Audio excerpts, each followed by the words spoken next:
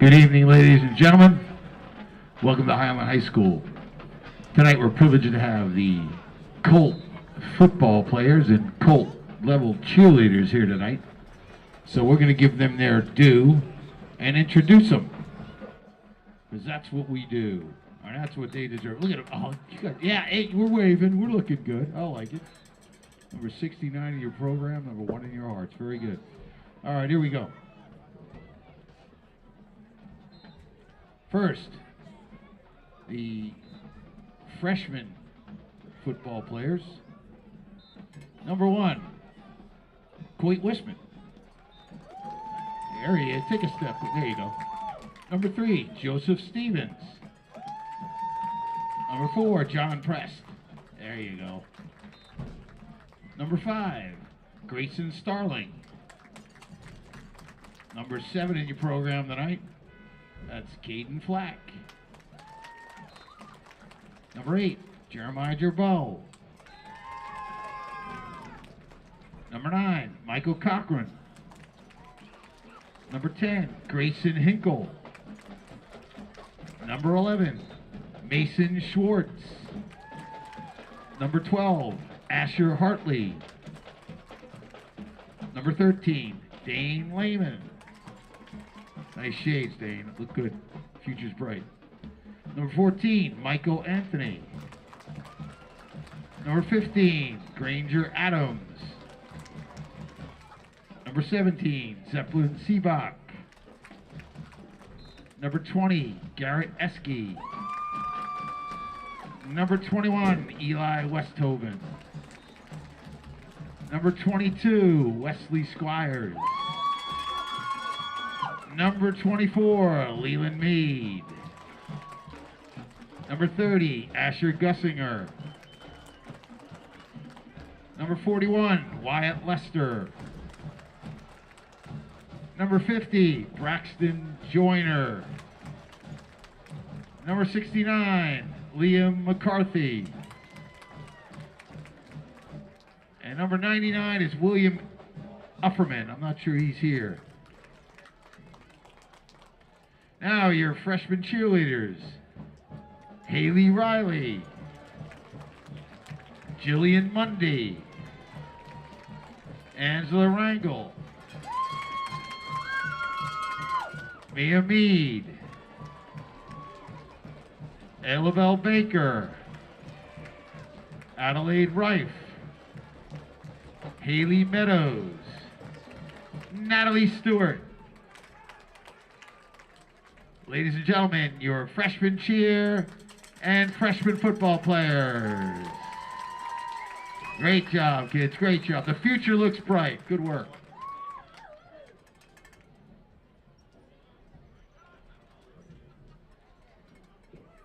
Next up, the JV.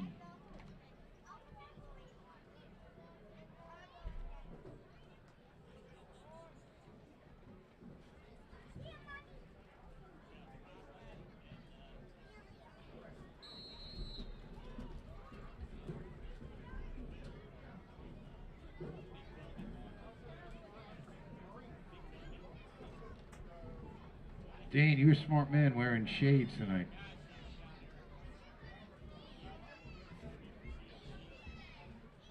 Okay, here we go with the JV. Number 1, John Parker.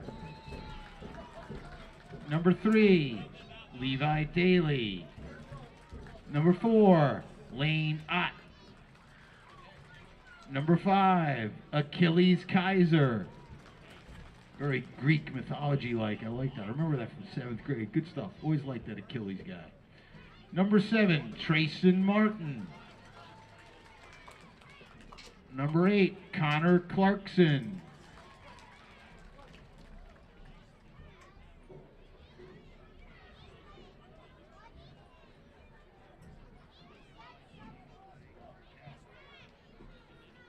Number 9, that's Brett Lytle. Number 10, Leo Carnegie. Number 11, CJ Compton. Number 12, Remington Looker. Number 13, Jace Davis. Number 14, J.C. Schultz. Number 15, Ethan Isham. Number 17, Cooper Joyner. That's our crowd mic for our webcast. Number 20, Trendon Hunter. Number 21, Mason Davis. Number 22, Grayson McCoy. Number 24, Brody Shearer. Number 25, Jace Looker. Number 26, James Runyon. Number 27, Carson Hughes. Number 32, Blake Schmidt. Number 43, Brennan Hardy. Number 62, Jet Varney. Number 64, Caleb Bowers. Number 70, Lincoln Hammond. Number 74, Kaysen Schaefer. Number 95, William Westhoven. Number 99, Thomas Ballard. And now your JV cheerleaders. Aislinn Smith. Gracie Ute. Stella Williams. Morgan Stumbo. Madeline Stace. Ellie Rhodes. Kara Stoneburner. Addison Boyce. Maya Scholes. Ladies and gentlemen, your JV Colt football players and cheerleaders. Nice work.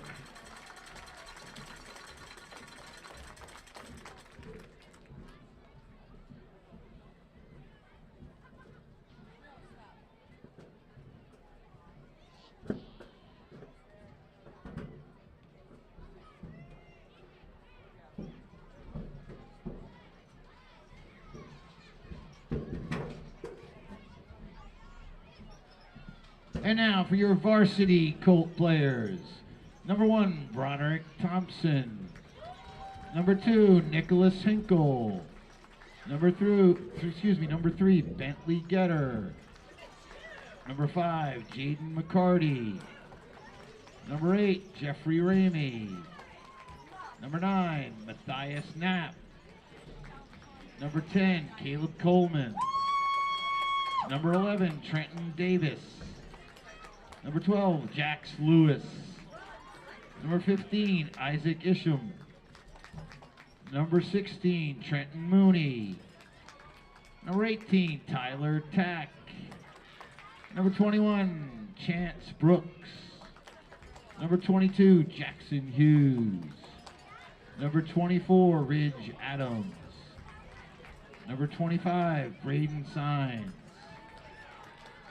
Number 43, Andrew Yerhammer. Number 43 is Andrew Yerhammer. Number 46, Hunter Akers. 48, Dylan Johnson. 52 is Noah Toohey. 53, Briar Burson. Number 60, Liam Manning. Number 64, Keaton Richardson. Number 76, Peyton Murda. Number 77, Hayden Eichhorn. Number 85, Andrew Colmar. Number 99, Braylon Stepp. And now, your varsity cheerleaders. Amelia Kemmer. Alexi Kemmer. Chloe Eichhorn. Emily Stevens. Addison Hart. Lily Jordan. Haley Green. Natalie Salem. Addison Murda. Ladies and gentlemen, your varsity cheerleaders and Colt football players. Looking good, kids. The future looks bright here at sunny, beautiful Highland High School, where it's sunny and beautiful. Good work.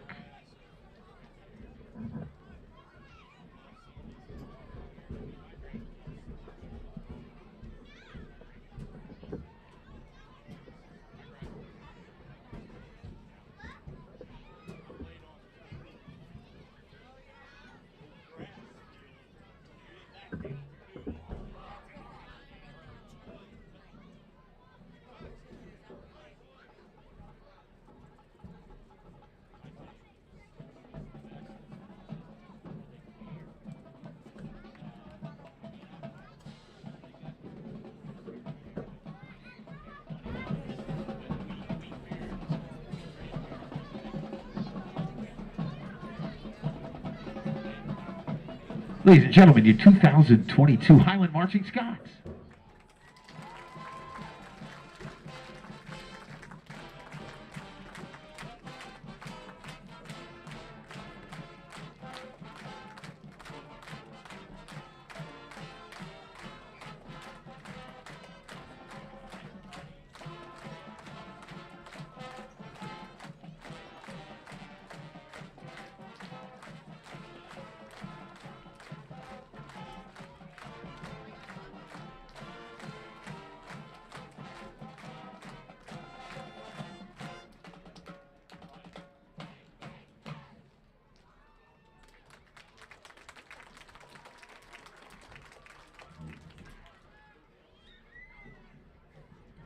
Ladies and gentlemen, the Highland Alma Mater.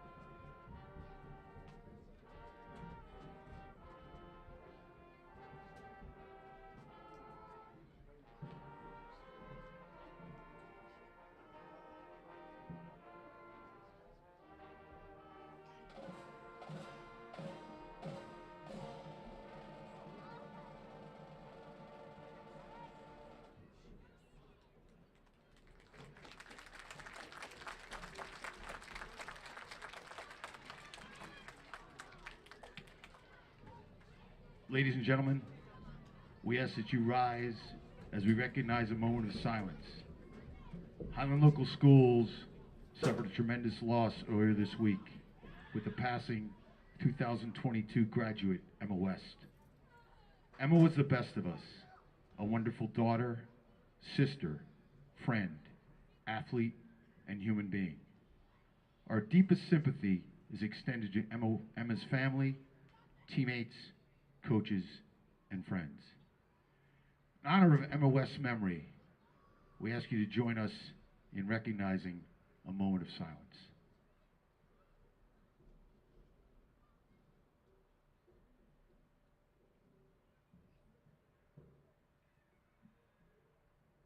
Thank you.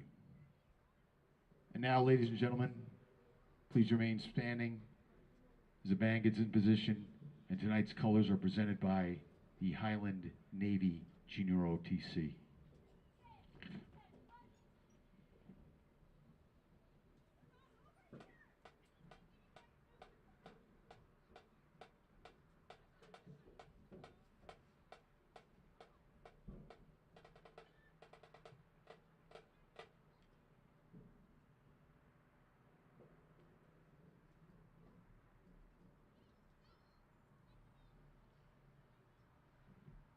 The members of the Highland Junior OTC presenting this evening: Brianna Tuggle, Lindsay Wickham, Cameron Hilton, and Cadet Commander Brianna Bisbee.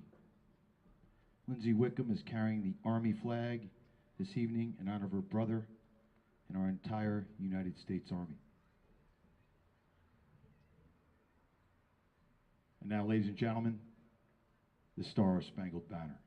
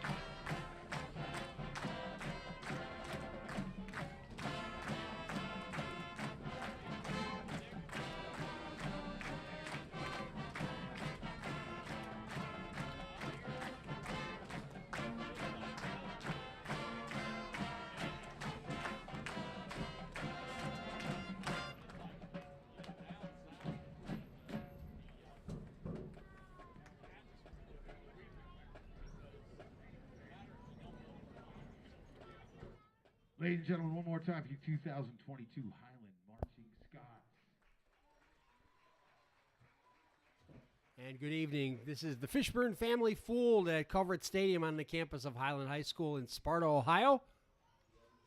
It's week 7 of the Ohio High School football season, and we should have a good one tonight in the Mid-Ohio Athletic Conference as Highland look to stay top of the table against the Shelby Whippets. Along with Travis Reese and Skylar Kokinda taking care of all the technical duties, I'm Keith Kokinda. Glad you could join us for what should be a good one tonight. We're expecting a lot of offense from these two teams. But first, to more unfortunate, serious matters before the game. If you joined the stream already, there was a moment of silence for 2022 Highland graduate Emma West, who tragically passed away earlier this week. Player on the basketball team, one of the standouts of the girls basketball team at Highland. And her younger brother Aaron is on the football team. We certainly want to send our condolences, our prayers, and best wishes to the West family. And in a slightly better vein in football, we also want to pass along our prayers and best wishes for Miami Dolphins quarterback Tua Tagovailoa. If you saw the game last night against the Bengals, he was injured and had to be treated at University of Cincinnati Medical Center. He did get released, according to the Dolphins, and did fly home with the team last night, so that's certainly good news for Tua. We certainly want to see him get well quickly, and hopefully it's nothing more serious as far as his injuries are concerned.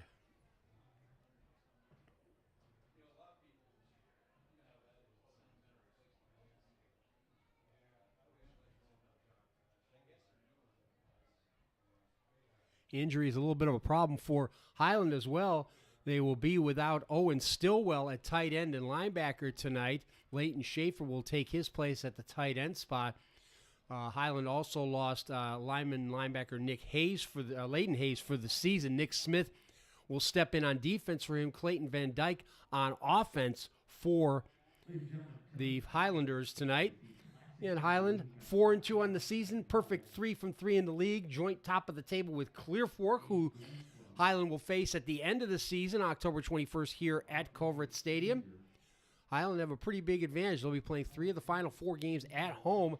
And also, those games are all against Division IV opponents. Tonight against Shelby, along with Gallion next week, River Valley after that, at River Valley, and then Clear Fork to close out the regular season. So a good chance to pick up those bonus points for playing up in class. Currently, Highland sit 10th in Division 5, Region 18, just above Fredericktown, who they beat in the opener. So certainly doing the business at home for the Highlanders would mean the Fighting Scots would probably qualify for the playoffs, might even have a chance to host a first-round playoff game, but we shall see how all that pans out.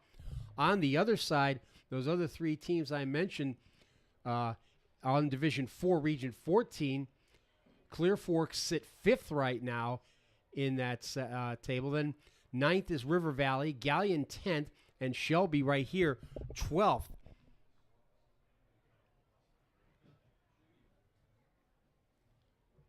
Highland coming off a 42-28 win up in Marion against Harding last week to boost them to 4-2, 3rd straight win for the Highlanders. Fighting Scots looking to stay at least joint top of the table with Clear Fork. Shelby lost their first league game last week at Gallion, 34-27. The Tigers pulling a bit of a surprise. Only the second loss that Shelby have had in Mid-Ohio Athletic Conference play since they joined the league back in 2019, which was also the first season for Robert Mahaney. The Whippets have won 3 straight league championships, and they have some work to do to make it 4 in a row. Although they still have a chance. 5 of the 8 teams in the MOAC could still win the league, and Clear Fork and Highland at perfect 3-0.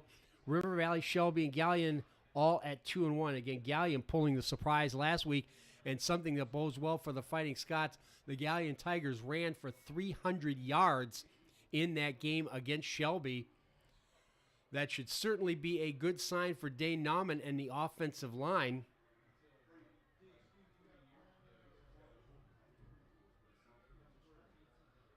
And this will definitely be a contrasted style. The running game of the Scots with Dane Nauman and the passing game of the Whippets and their freshman phenom quarterback, Braden DeVito.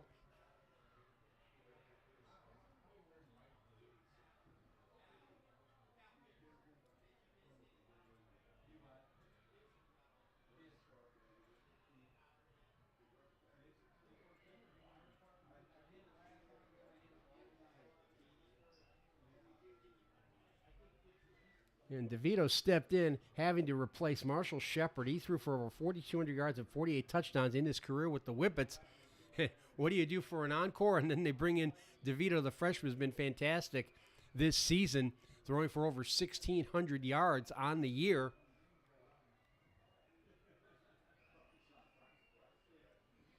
A gorgeous early fall night as we've completed the first full week of autumn here in Ohio. 57 degrees. As you can see, it's still a bright sunshine with the sun setting. Very little wind to speak of. What wind is blowing is coming from the north, which is from here in our position going across the field to the far side. Again, this field is oriented east to west, with east being to your left and west being to your right, as you may be able to tell from the shadows of the setting sun over there.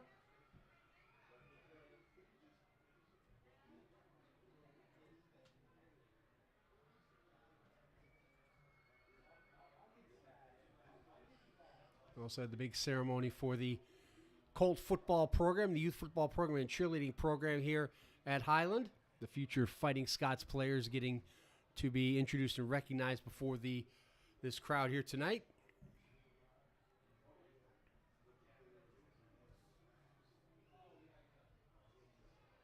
And even though it is still September 30th, you might be able to see the pink banner out there in the center of the field. And we certainly encourage you to donate to and support the breast cancer cure charity and fund of your choice. Temperature expected to drop a bit down below 50 by the time the game ends. But a perfect fall football evening here in mid-Ohio. And you see the Highland Marching Scots out there lined up, awaiting the arrival of the football team, getting ready to come through the Ohio Army National Guard tunnel. As you will see here, saluting the Ohio National Guard with the camouflage jerseys tonight.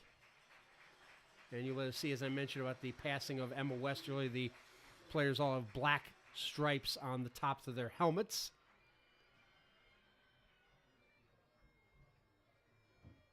And even a bagpiper tonight.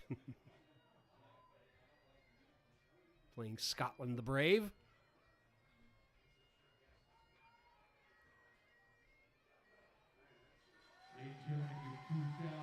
And he better watch out. Here come the Fighting Scots.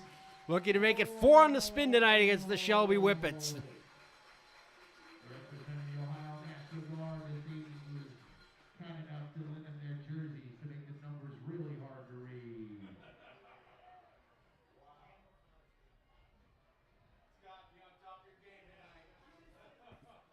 Shelby won the toss. They deferred. So Highland will get the ball first. And Highland will be attacking left to right, east to west here in quarter number 1.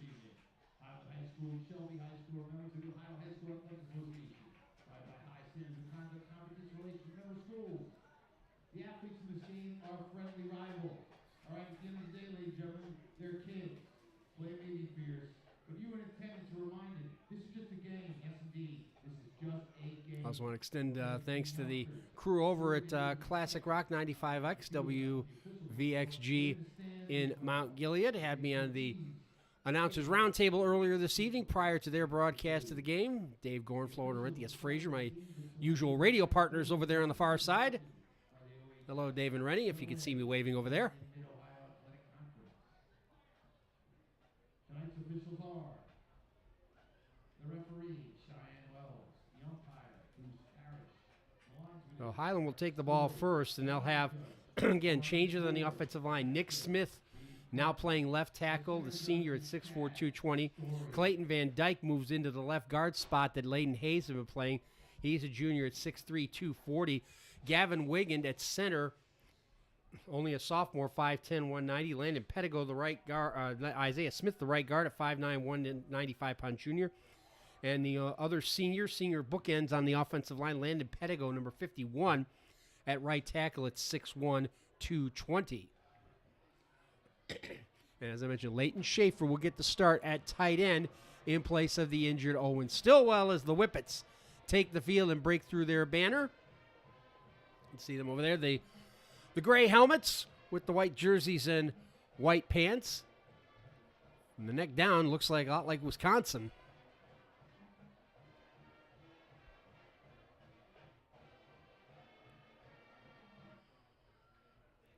It'll be Casey Lance Jr. is also a wide receiver to kick it off. One of the taller kickers around at 6'4". He does all the kicking, both kickoffs, extra points, field goals, and punting. Dane Nauman back alone to receive at his 10. He's averaging just over 16 yards a return. He'll be the starting running back, of course. Chandler Stevens will be the H-back, the senior.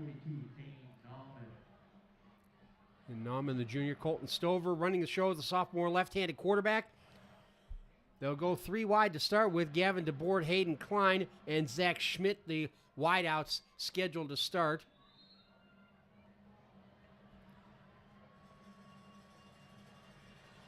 So here comes the kickoff. They'll squib it short to the far side. It's loose, and it gets out of bounds. Oh, Lance trying a little trickery, but it will belong to Highland. And they'll scrimmage from their 32. Colton Stover, the sophomore, as I mentioned. Also a point guard on the basketball team. Plus considerable amount of playing time as a freshman last winter. He's completed 57% of his passes this season, although he's only thrown 72. 4 touchdowns and 1 interception last week against Marion Harding. 6 of 9 for 59 yards and a touchdown. But again, it's Dane Nauman, the junior, alongside of him. 1,271 yards, over 8 yards a carry, and he will start it off bouncing to the outside. Strung out well, but he still has space. And Nauman able to get to the 39-yard line, so a gain of 7 on first down for the junior. He's also been a big contributor on defense and special teams. Nauman averaging just under 212 yards per game, 15 touchdowns. He ran for 336 last week and 4 touchdowns, 3 of which were over 50 yards, as again they go 3 wide. Nauman again on a little counter play. No, Stover will keep it. He's got a lot of room into Shelby territory. And finally brought down the 40-yard line. Coach Ty Stover said they wanted to try to have him run the ball a little more, and it worked to perfection. Great blocking up front. He had a big hole to run through.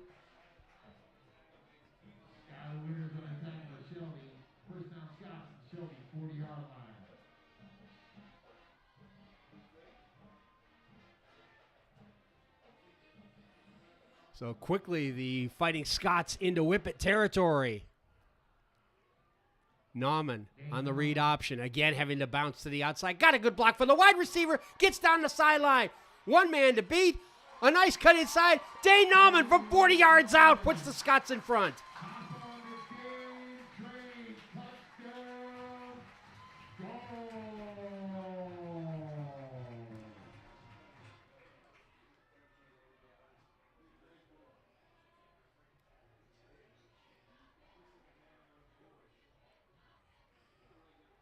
Three plays, 68 yards, the final 40. The Dane train strikes again, his 16th of the year.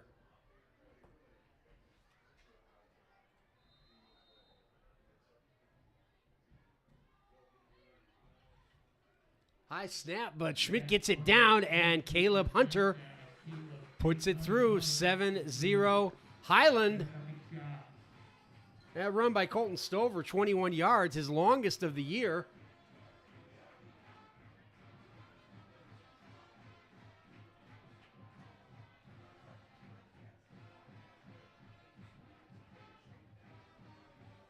Back to Colton Stover coming into tonight. Again, sacks count as rushing yards. He was minus 34 in the rushing category.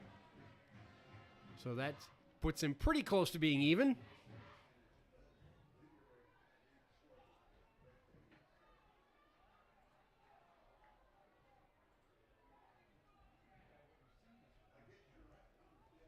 So already Dayton Allman, 2 carries for 47 yards and a touchdown. Maverick Noel, number 9. Miles Hall, number 18. Deep for Shelby. Caleb Big Game Hunter, number 7. Okay for Scott.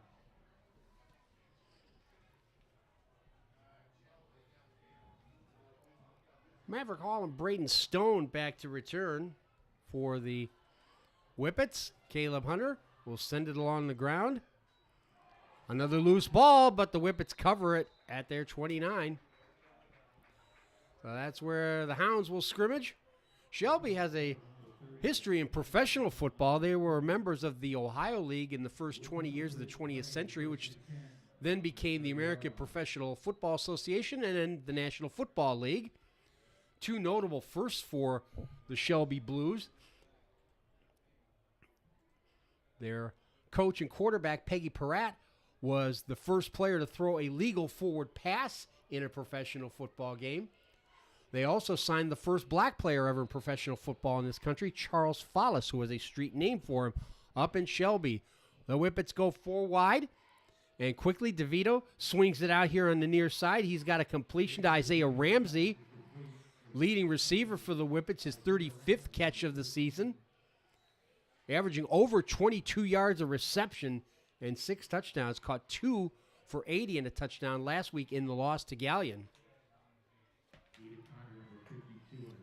And Braden DeVito, the freshman, 60% completions, 1,652 yards, 14 touchdowns, 6 interceptions. One of them last week against Gallion.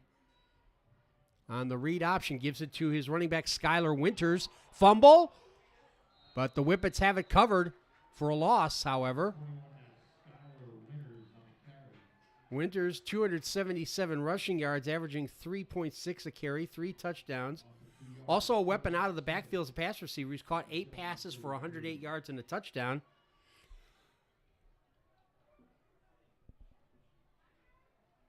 Last week, he was carried the ball 18 times for 50 yards and a touchdown. Also caught 4 passes for 61 yards.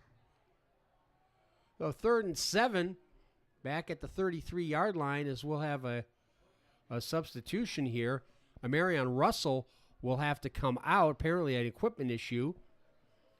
And that will bring Tyler Rice, a junior, in to set him up. Russell, along with the right guard Zadrian Ream, players on the basketball team for Shelby as well. Under pressure, Nauman got in there on DeVito, who gets away, throws it deep. It's complete to Ramsey at the 40 and down to the 32-yard line for a first down in Highland territory.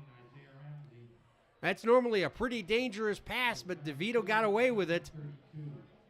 Ramsey already with 2 catches tonight. And Cam Klein, the center, the smallest on the offensive line at 220. On the right side is Zadrian Ream at 260, a sophomore. Garrett Bates, the right tackle, at 280. Eli Schwemley at left guard, a junior at 225. Amarion Russell started and is back in at 6'2", 280 on the left tackle. So a couple of big tackles out there. The read option, Skylar Winters with room. Skylar Winters free. Skylar Winters tripped up, breaks away, and gets down to the 2-yard line. Skylar Winters, 30 yards run, and the Whippets are knocking at the door. But there's a flag back at the 30-yard line. Cheyenne Wells is our referee in the white hat. Indeed, holding against the Whippets. A Whippet is a breed of a greyhound, in case you're wondering. It started in England. The name derived from a early 17th century English word meaning to move briskly, and that's certainly something this Shelby Whippets offense does.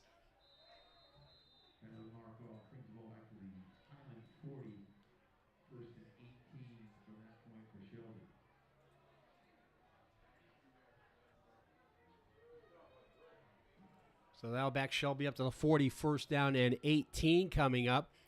That's Isaiah Ramsey in motion. He'll get it on the jet sweep. Gets away from Chandler Stevens. Ramsey gets almost back to the original line of scrimmage. Gavin Wigan making the tackle over there. The inside linebacker. And Clayton Van Dyke is starting at nose tackle in place of Layden Hayes. David Condren on defensive end, along with Chandler Stevens, who I just mentioned, leads the team in sacks. Wigan to Nick Smith, the inside linebackers. Dane Nauman and Leighton Schaefer, the outside, as the Whippets go no huddle on 2nd and 11. Player moved up front, but no flag. He didn't cross into the neutral zone. Down to 12 seconds on the play clock. Whippets still have time. DeVito looking, gets pressured, has a man down there on the far side. Incomplete, but the flag flew in. He's trying to hit Casey Lance down there, and it is interference.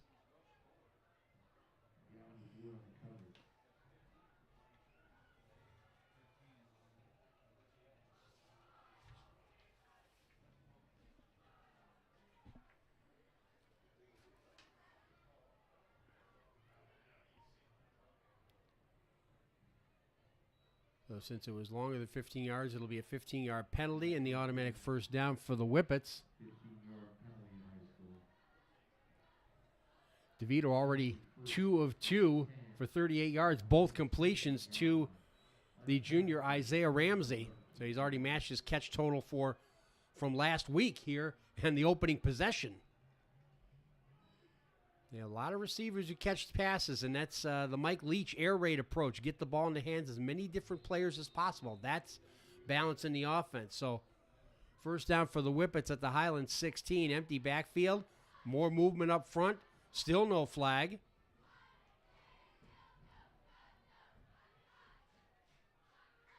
.25 seconds on the play clock. A lot of times since the play clock reset to 40 after the penalty. DeVito will keep it, and he's pulled down right at the line of scrimmage.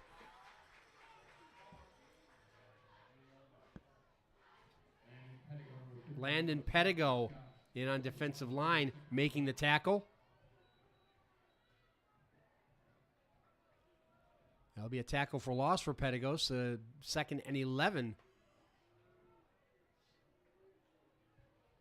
Penalties both helping and hurting the Whippets in this opening possession as they go 4 wide. Once again, Ramsey up at the top, just out of your picture. Camden Wheeler inside of him.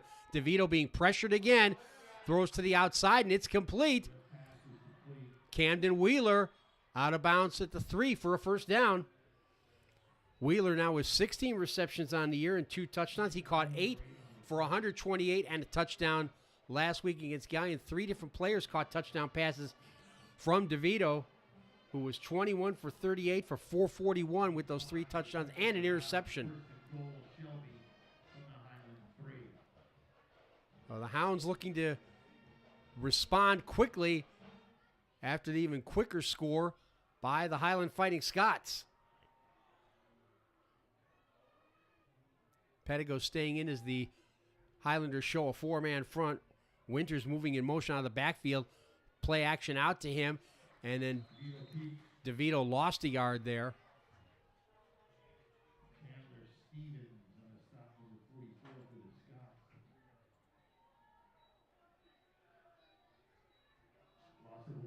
DeVito's rushed for 195 yards on 44 attempts this season.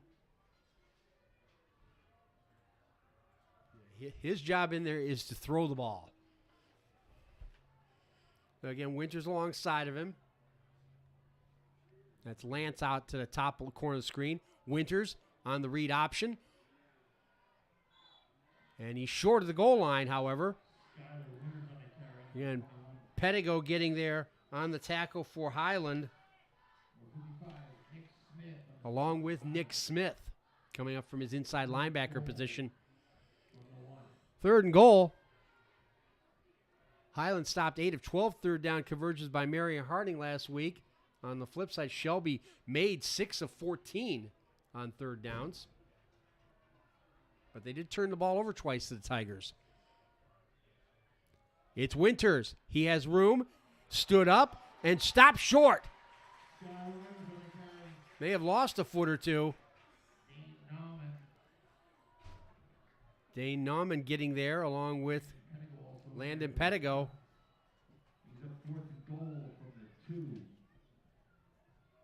Zach Church coming up from his cornerback spot and run support.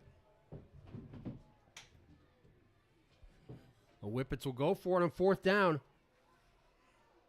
They were 1 of 4 on fourth downs last week. Highland stopped 1 of 2 last week. They've stopped 16 of 28 fourth down attempts on the season. That's Ramsey in motion. Ramsey has both catches on the season, and it's intercepted. Zach Schmidt with the pick.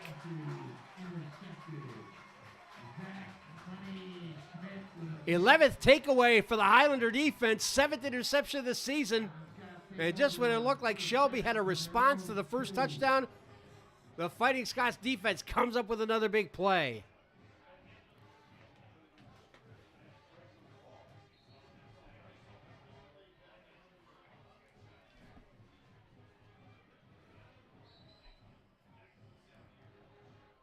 Zach Schmidt actually advanced the ball a couple yards to the 3, so that's where the Fighting Scots will scrimmage in the camouflage jerseys and leading 7-0 on a touchdown by Dane Nauman. Already has 47 yards, the last 40 of which he got on the touchdown run. And they'll bring Chandler Stevens into the fullback position out of the I formation. And it'll be Nauman following Stevens, gets forward to the 5. Casper Martin, defensive tackle, a junior. It's number 67 at 6 feet, 300 pounds. Isaiah Beck, defensive end, also in on that play. He leads the team with 8 tackles for loss. He's a tight end on offense, but they haven't thrown him the ball yet this season.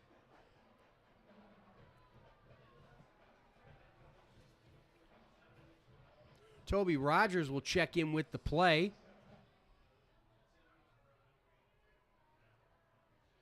Not sure. I wonder why the game clock stopped. It just stalled for a few seconds, down to 4.5 minutes to go.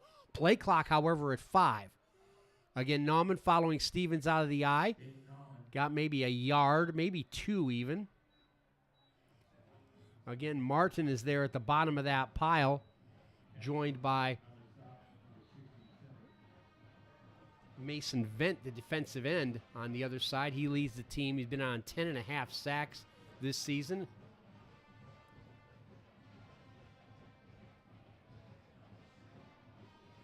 Camden Wheeler, Cam Klein, and Skylar Winters, the running back, are the linebackers in the 4-3 setup.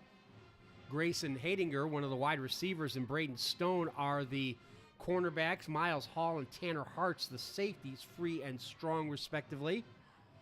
On 3rd and 6, still in the eye. Nauman trying the sweep. Fights off one tackler at the 10. Runs over Haydinger, close to the first down. I think he has it.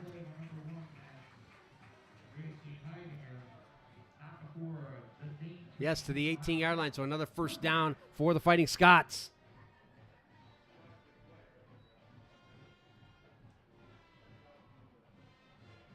Third first down for Highland.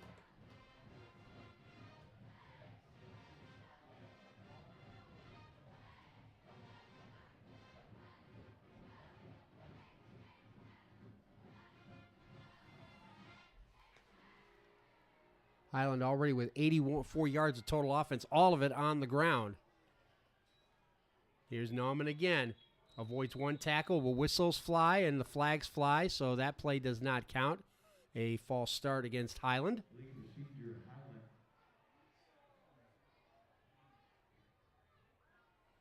First offensive penalty against the Fighting Scots.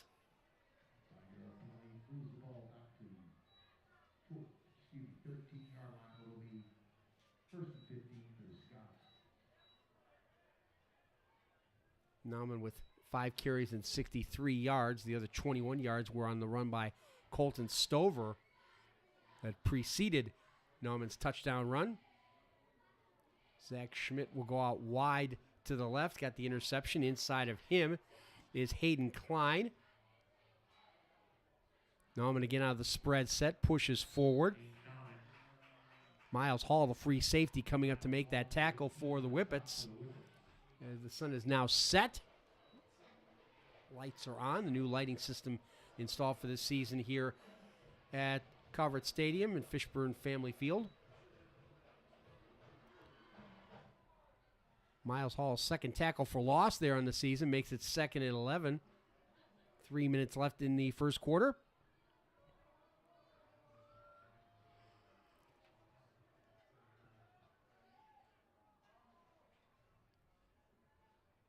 Stover throws it out wide, nearly intercepted.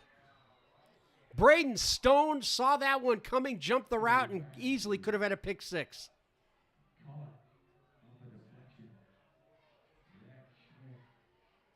And actually, it was actually caught by Zach Schmidt. Schmidt, the team's leading receiver, now with 15 receptions on the year and a touchdown, caught 3 for 27 against Marion Harding last week. What's the saying about being better to be lucky than good? But that was another loss on the play, so 3rd and 14 facing the Highlanders. Stover with time, throwing the out route just out of the reach of Court Sears. The punt team being sent out. Caleb Hunter doing the punting. Took over after week 1 for Gavin Wiggin, who now does the snapping on the punts as well as the field goals and extra points. Hunter averaging almost 31 yards a kick. Had 2 punts for a 36 yards average last week against Marion Harding.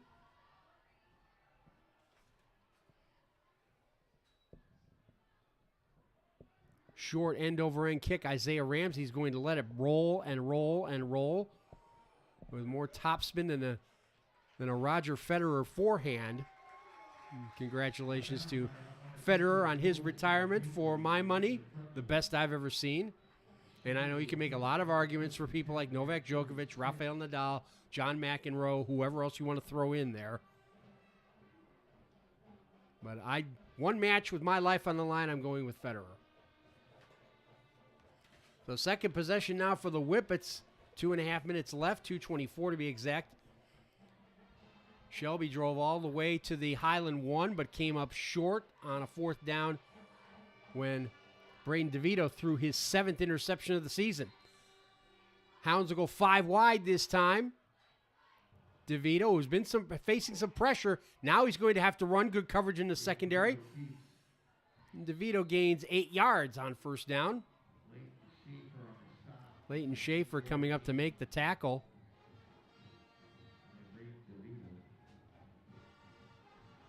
Again, DeVito's a capable runner, but it's passing that's his forte. Kind of an unusual passing motion, kind of almost like a sidearm shot put motion. The ball comes from out of his shoulder pad, it looks like. 4 wide this time. Winters on the read option. No, DeVito will keep it. DeVito into Highland territory. DeVito with a lot of space. Braden DeVito inside the 30.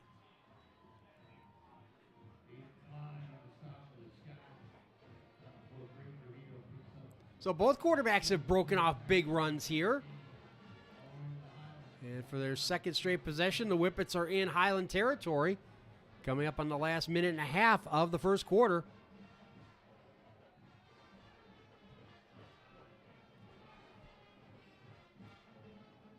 Well, you normally don't think of a running team as a quick strike team, but the Fighting Scots certainly are. The way Nauman could break off those big runs. A 40-yarder tonight, 3 50-plus yard runs for touchdowns last week. DeVito being pressured by Stevens. Gets it out to Haydinger for his first catch of the night. Stopped at the 35-yard line. Hayden Klein out there to make the play, along with Zach Church.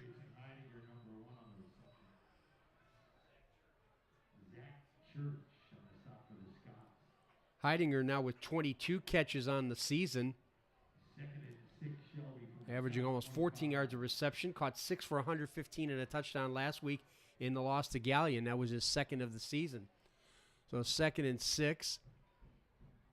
15 seconds on the play clock, so the Whippets do have time to change the play as they look like they might be doing here. That's Haydinger and Wheeler inside out, 1 and 8 respectively here at the bottom left corner of your screen. DeVito again being pressured, slings it across the middle. Tipped and intercepted!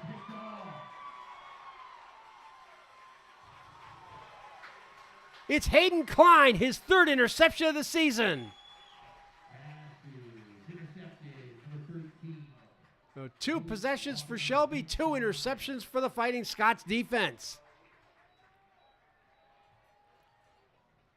It goes against DeVito, but he can't be faulted there. He threw that ball right where Wheeler needed it to be. Wheeler just couldn't hang on to it. First down, Scott, 48.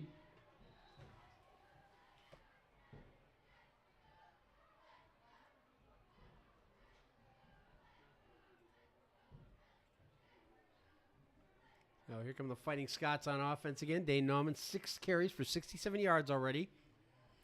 40 of those coming on the touchdown run.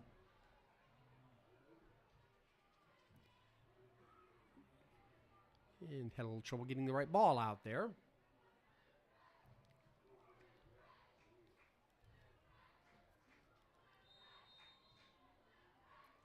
Scott's going 3 wide. Stover keeps it on the read option, gets back to the line of scrimmage. Mason Vent, the defensive end, making the tackle along with Tanner Hartz coming up from the strong safety spot.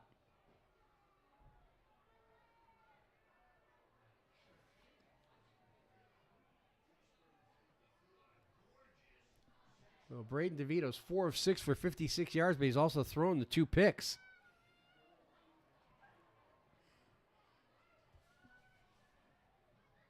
And they did have 2 turnovers last week, so 2nd and 10.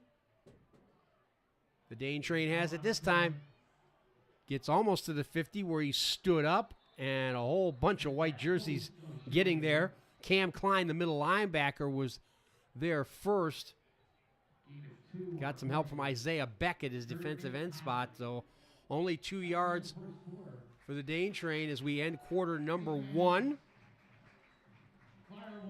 The Scots scored quickly on their first possession, but it's the defense that's really been the story with 2 interceptions on 2 Shelby possessions.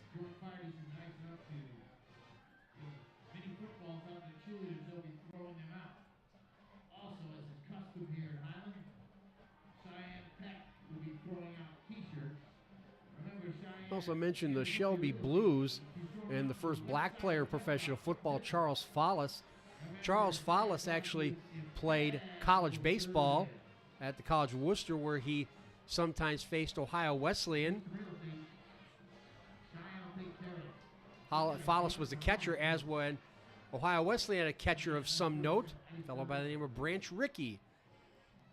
And Branch Rickey actually played a couple of seasons with Follis on the Blues. Yes, he did play professional football as well. But, of course, Rickey best known in baseball for creating the farm system and signing Jackie Robinson to break the color barrier. So we change ends. Stover on first down to throw. Stover's got a man deep. He's got it complete. Court Sears down the sideline. He stepped out of bounds.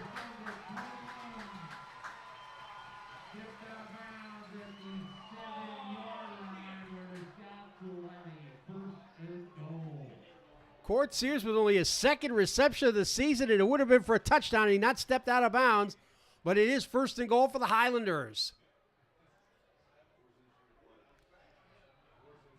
43 yards on the completion. That almost matches Stover's passing total for the entire game last week at 59.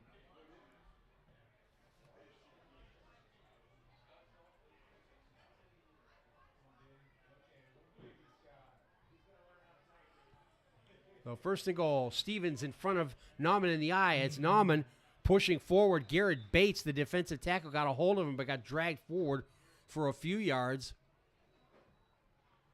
They'll give Nauman 4 to the 3, 2nd and goal there.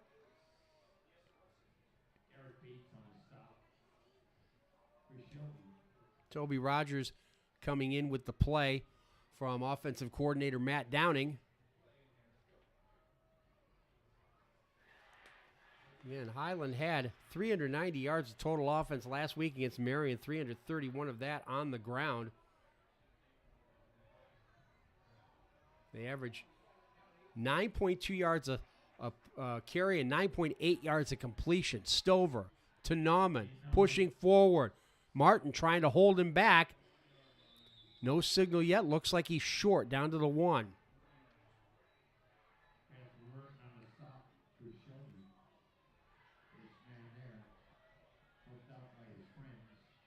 So it'll be 3rd and goal. Highlanders looking to stretch their lead. They scored on their first possession of the game, now looking to score on their first possession of the second quarter as well.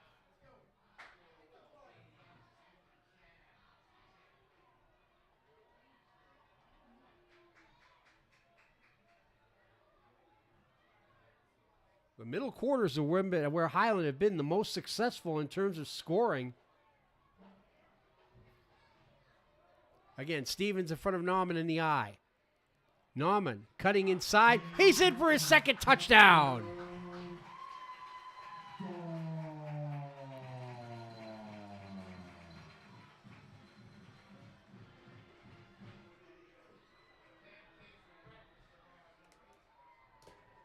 "17 rushing touchdowns for Dane Nauman this season.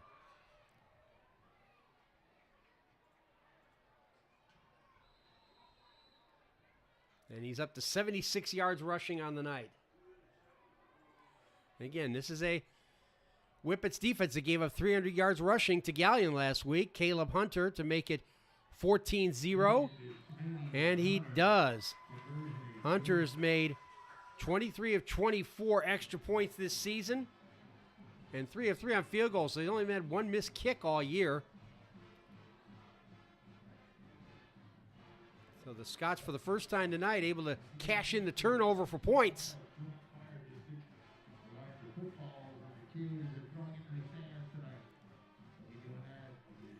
Maverick Knoll, number 9, and Miles Hall, number 18, are back to receive the kickoff. Knoll is dangerous, averaging almost 32 yards a return. He's on the far side.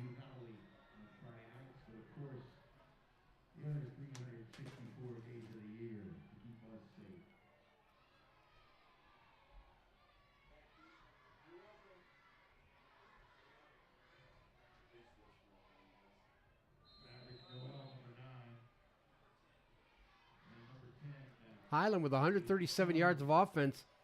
The Shelby Whippets with 101. But again, it's the turnovers that are the big story here.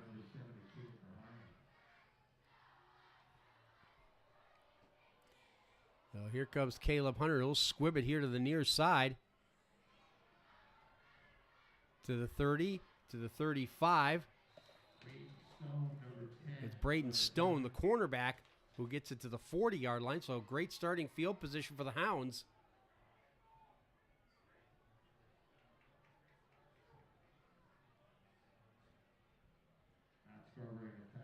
Shelby's first two possessions have ended in interceptions.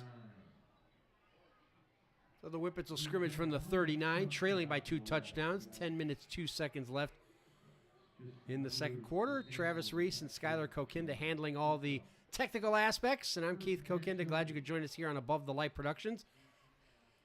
That's Ramsey going in motion. DeVito's looking that way. Ramsey's got to step on Schmidt. Ramsey has it. Isaiah Ramsey will take it to the house. 61 yards on the touchdown from DeVito to Ramsey.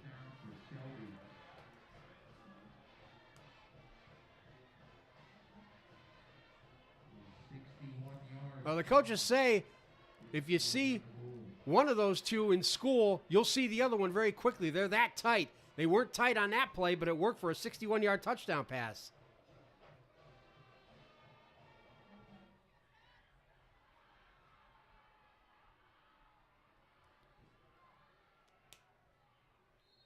And Casey Lance will do the kicking. Nick Eister to hold, Landon Kennard to snap it.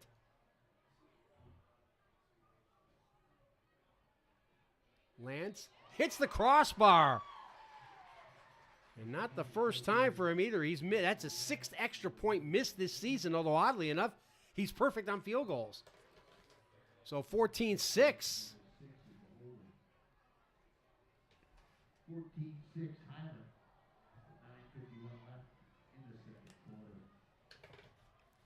For Braden DeVito, his 15th touchdown pass of the season.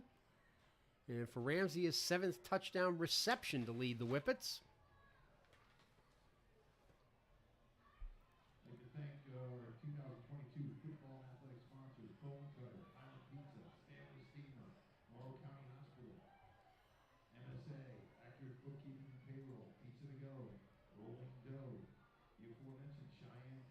So DeVito's now 5 of 7 for 116 yards, a touchdown, and 2 picks.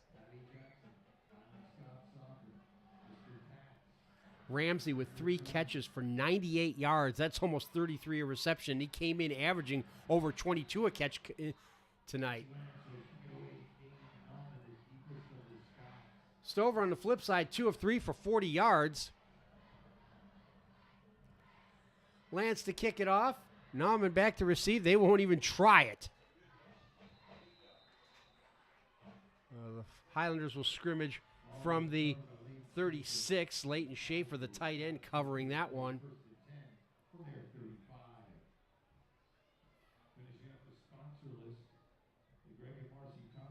Court Sears and Zach Schmidt each with a catch. Sears' reception was for 43 yards. Schmidt was for -3, if we recall, off that deflection that was nearly intercepted by Braden Stone.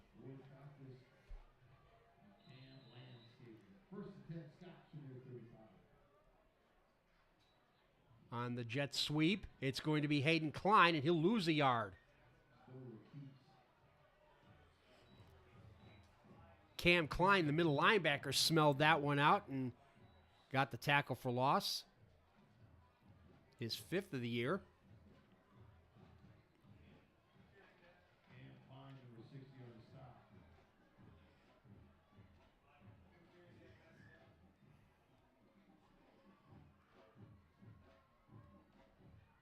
Also 2nd and 11. Galleon Tigers averaged over 7.5 yards per carry last week in the win over the Whippets. That's Klein in motion. They'll fake the jet sweep to him and give it to Dane Nauman, who's got some running room to the 44.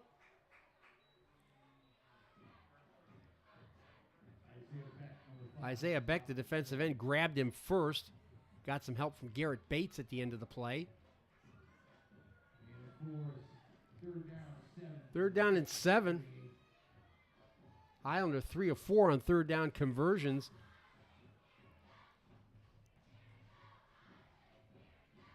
Only converted just under 28% on 3rd down. In fact, they have not converted more than 3 third downs in a game all season. Stover on the move. Throws into double coverage as nearly intercepted as Hayden Klein had to play defensive back to knock it away from Grayson Haydinger. So the Whippets hold.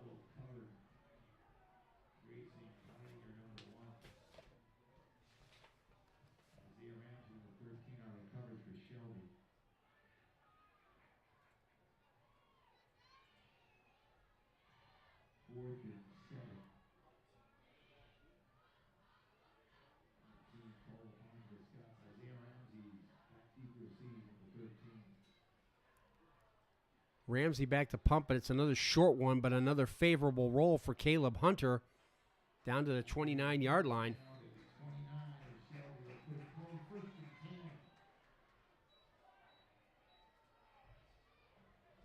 The Whippets now have outgained the Fighting Scots, 161 to 140.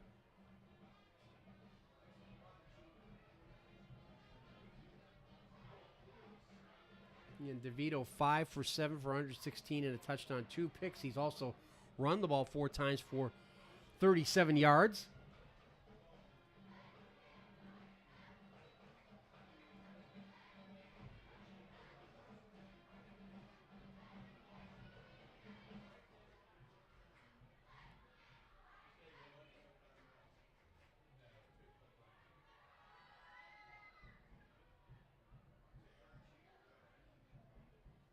Dane Nauman has 79 carries to go with the 2 touchdowns.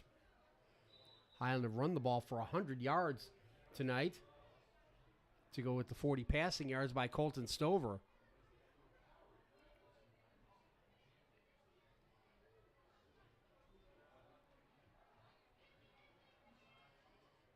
Here comes Shelby looking to make it back-to-back possessions with a score. They'll start out going 4 wide. Winters alongside DeVito in the backfield.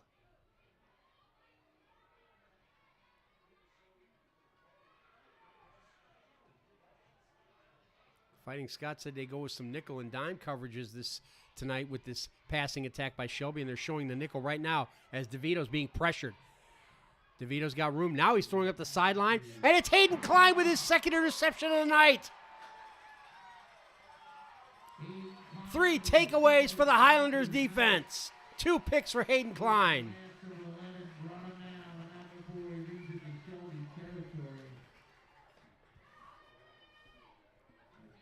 Robert Mahaney talked about how mistakes hurt his team last week in the turnover department. They're hurting him again tonight.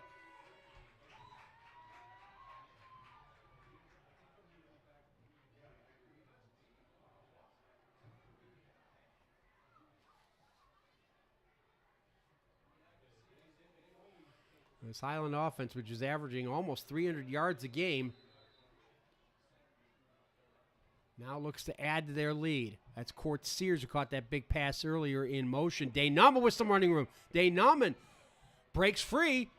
He has the first down and a bunch more. The Dane train inside the 30. 23 yards. 6th first down for Highland.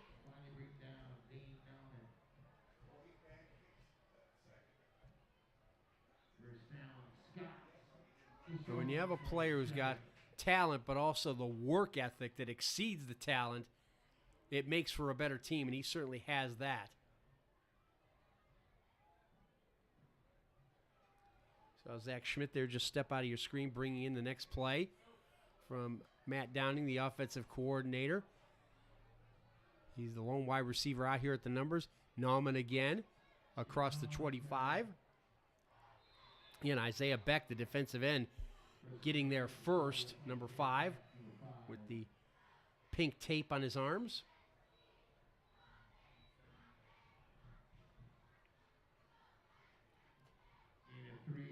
Three yards for the junior.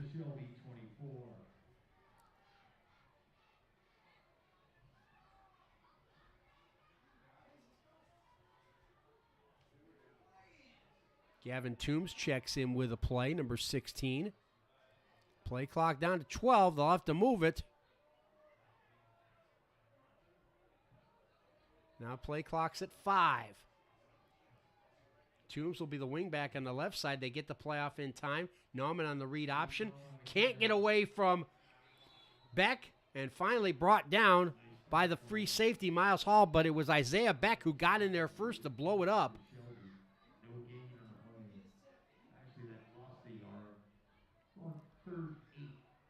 Tackle for loss should be credited to Isaiah Beck. He leads the team in that category.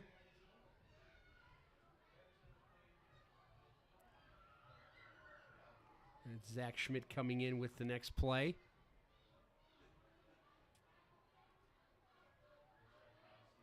Third, and we'll call it 8, a short 8.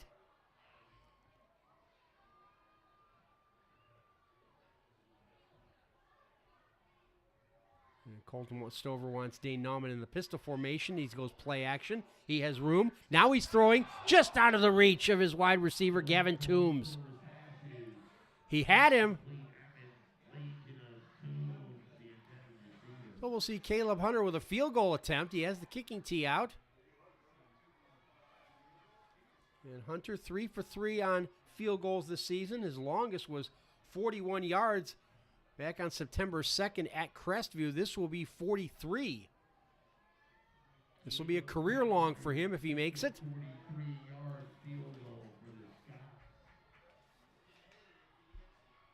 High snap, but Schmidt gets it down. He's got the distance. It's good.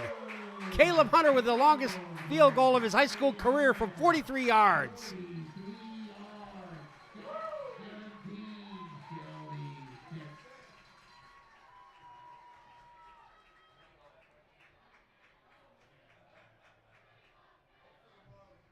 So 17-6 now. The Highlanders stretch their lead over the Hounds.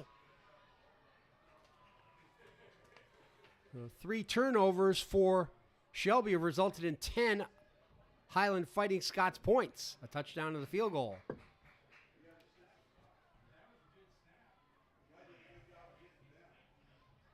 Again, give credit to Zach Schmidt for getting that high snap down.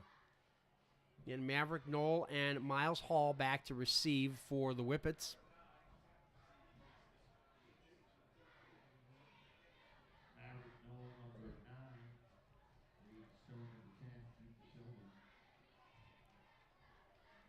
I understand correct. That's Braden Stone back there returning kickoff, not Miles Hall. Got the 10 and the 18 mixed up the way the jersey's bunched up. Again, Knoll is dangerous. They haven't kicked it near him yet. And they kick it that way, but it's not going. Well, they do let it go back to Maverick Knoll. Decent return, but nothing major. Caden Reichenbach making the tackle.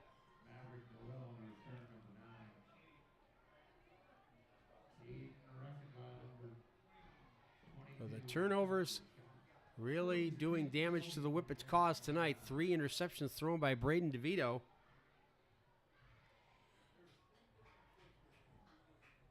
And when he's thrown almost as many, when a quarterback throws almost as many interceptions as he does completions, there's a problem. 5 of 8 for DeVito for 116 yards, the 1 touchdown to Isaiah Ramsey, but also the 3 picks. Skylar Winters off the left side has room, gets 4, maybe 5 yards. Dane Nauman making the tackle there. For the people who pay attention to such things, I am not one of them because I don't have the knowledge or intelligence, but those who know player evaluations and things like that say if Nauman has a future at the next level, whatever division that happens to be, it will be as a linebacker. But again, that's for people much smarter than I to figure out. 2nd and 5 after the 5-yard run by Winters, who will get it again and has room off the left side and has a first down and a lot more into Highland territory. Skylar Winters fights through another tackle and finally out of bounds at the 30-yard line. 42 yards on the run by Skylar Winters, the junior running back.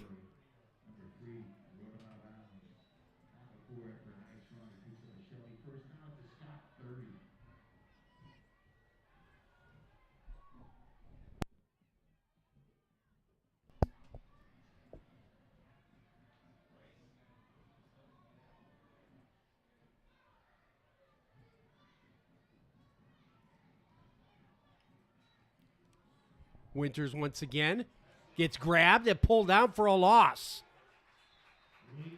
Chandler Stevens got in there first, but it's Leighton Schaefer making the tackle.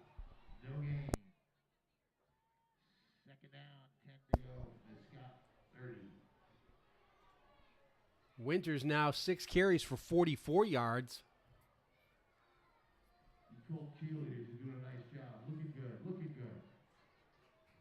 Second down as the Whippets go 3 wide out here to the near side.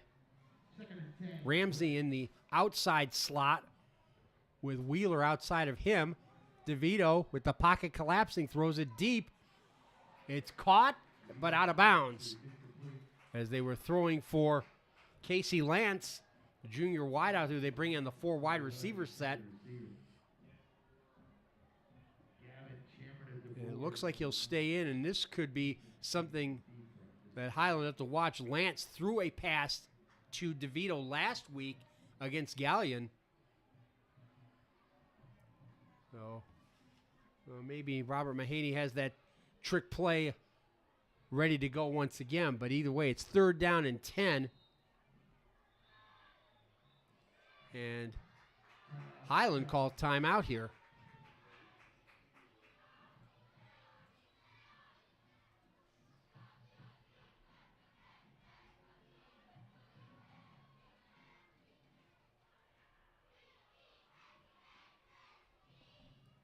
Shelby are 1 of 2 on 3rd downs.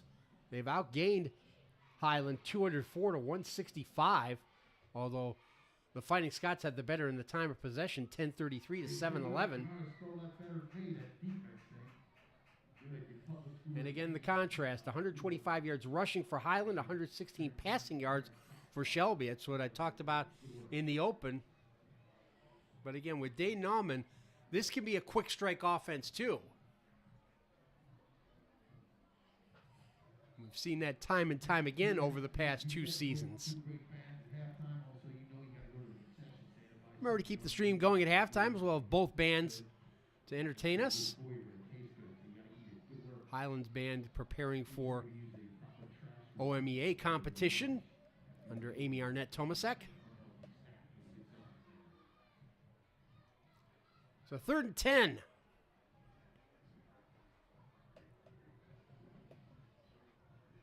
Whippets will go 3 wide.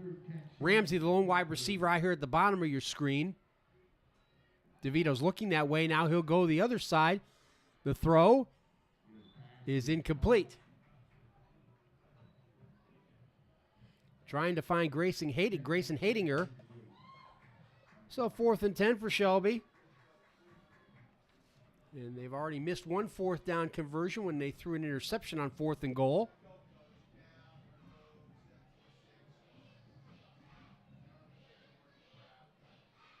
And Highland have now stopped 17 of 29 4th down conversion attempts this season. They'll go, Whippets will go 3 wide. Lance is out here wide with Wheeler and Hadinger inside of him. Ramsey alone to the far side.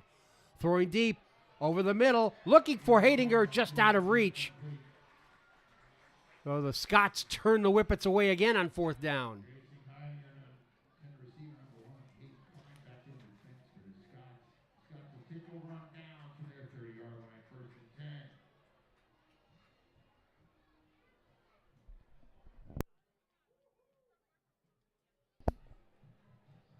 See the Highland coaching staff break out the camo tops tonight. Coach still ordering the camo tops, so can't even see them. They're invisible on the sidelines tonight.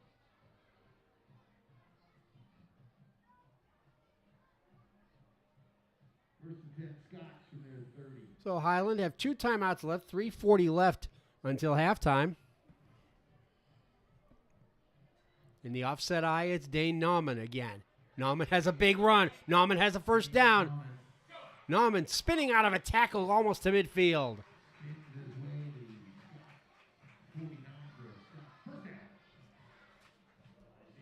19 yards for the Dane train. That puts him at 123 for the game.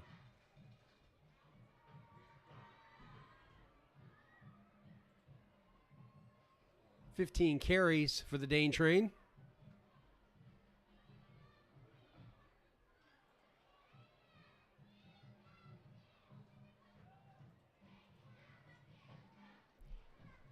Two wide again. Chandler Stevens in front of Dane Nauman in the offset eye, and Nauman has it again.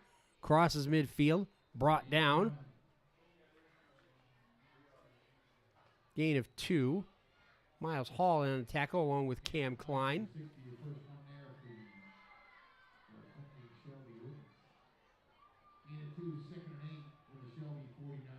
16 carries, 125 yards for the Dane train. We come up on 2.5 minutes to go until halftime.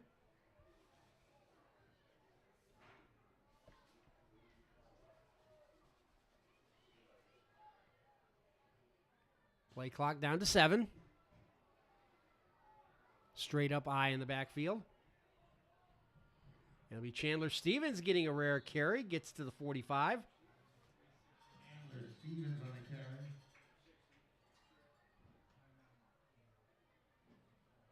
Stevens, 12 carries, 85 yards coming into the game.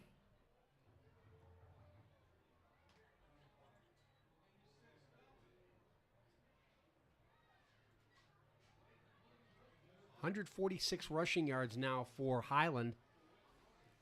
3rd and 2 coming up. Highland 3 of 5 on 3rd down so far. And again, if they make this, it'll be the first time this season they've made more than 3 third down conversions in a game.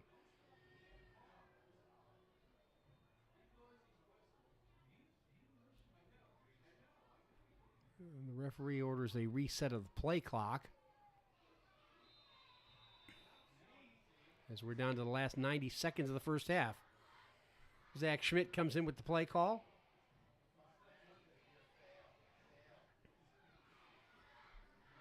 Court Sears goes wide to the far side up at the top of your screen. Double tight end set, and the Highlanders move on the right side. So the procedure call will make it 3rd and 10 and probably change the play call for Ty Stover and Matt Downing. As all the cheerleaders, both from the Colt Youth Football Program as well as the JV and varsity, are out there on the track just beyond the reach of your computer screen. So 3rd and 10, Scott's backed up to their own 49 now.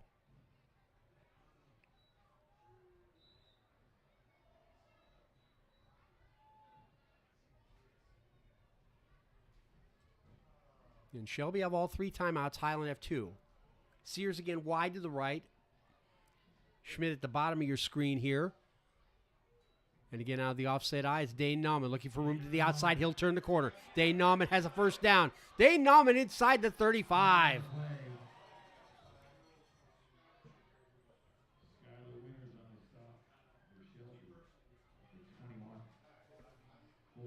Nick Eister in there as defensive back making the tackle, but it's going to come back on a holding call.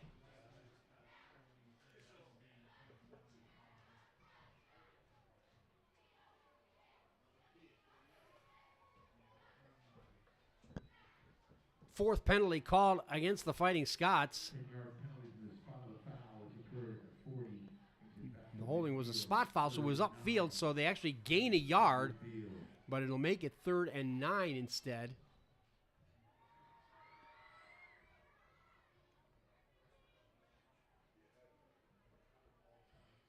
Schmidt, just out of your picture at the bottom. Court Sears again going to the top. Sears with a big reception earlier in this quarter. Nauman following Stevens. Trying to get away from Mason Vent. Now has to reverse his field and go the other way. And he's close to the first down. And Mason Vent did a great job fighting off his block to force Nauman to go the other way. But it looks like he's short of the first down by about a yard.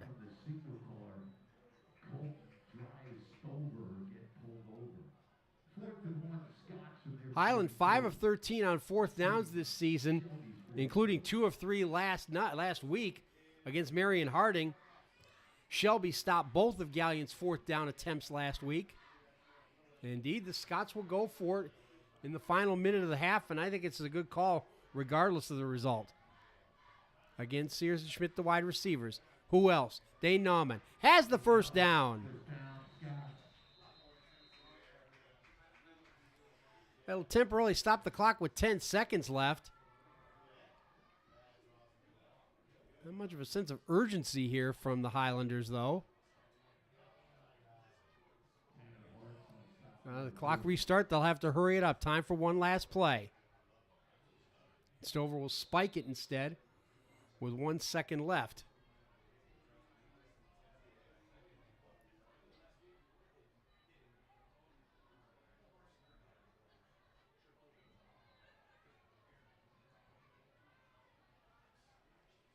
Again, Highland had 2 timeouts left.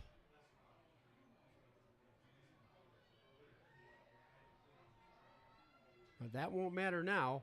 Final play of the half, barring a defensive penalty. Sears out here to the near side. Schmidt up at the top of your screen on the far side. They'll go to Dane Nauman one more time, and he's pulled down. A tackle for loss by Carson Homan, a sophomore defensive end. And that will do it. But the Fighting Scots, 2 touchdowns from Dane Nauman, lead the Shelby Whippets 17-6. As Highland again looking to stay at the top of the Mid-Ohio Athletic Conference table. Enjoy the bands. Take a break here, and we'll see you for the 3rd quarter. This is Highland High School football and Above the Light Productions.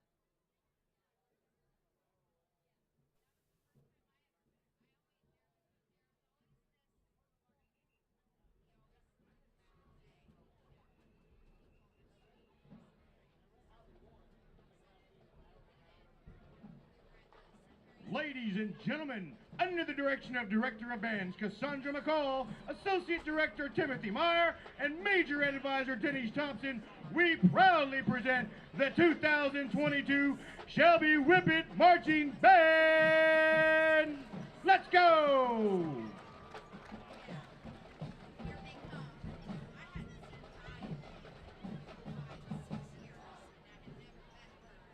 For our halftime show this evening, the Shelby Whippet Band will perform music by some of the most famous female pop stars of the 2000s. We open up our show with a song Lady Gaga wrote about her attraction to unhealthy romantic relationships. First released in 2009, this is Bad Romance.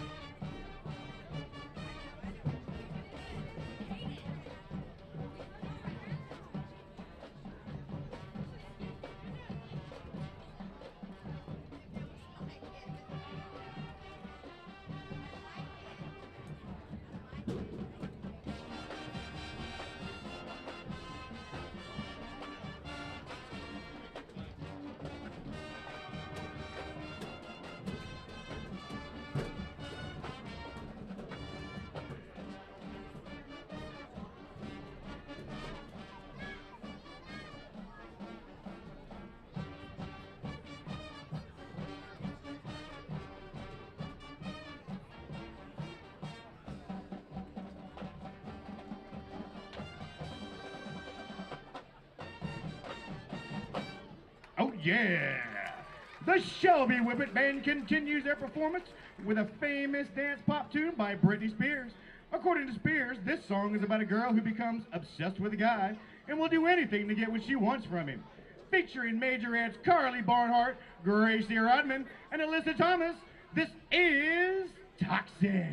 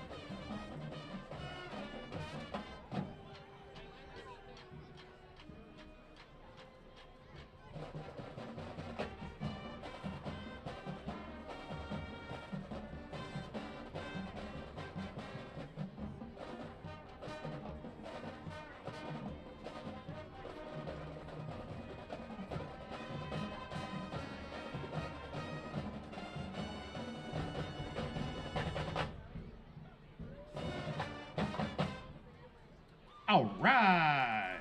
We conclude our halftime show this evening with a dance pop tune released in 2011. This song's lyrical content mainly explores themes of female empowerment and recovery following a heartbreak. Here's Kelly Clarkson's Stronger.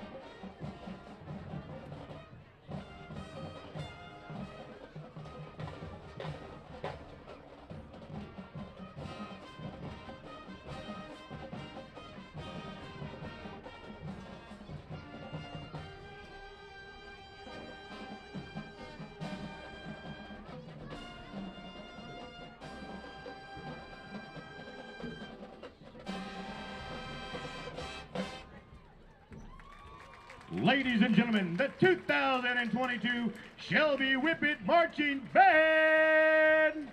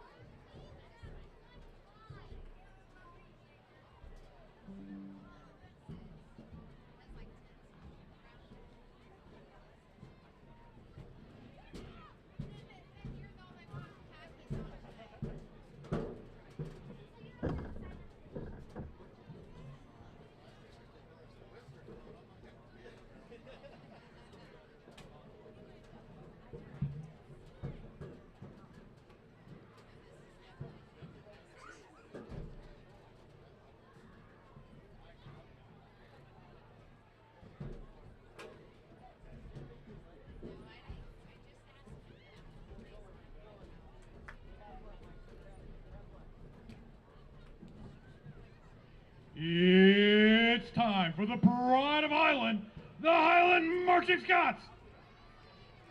Tonight, the Marching Scots present their 2022 contest show, Rob Stein's Becoming the Tin Man. The Marching Scots are led in the field by Hannah Condren, Megan Decker, and Jocelyn Garcia, and are under the direction of Amy Arnett Thomas II and Heather Faulkner.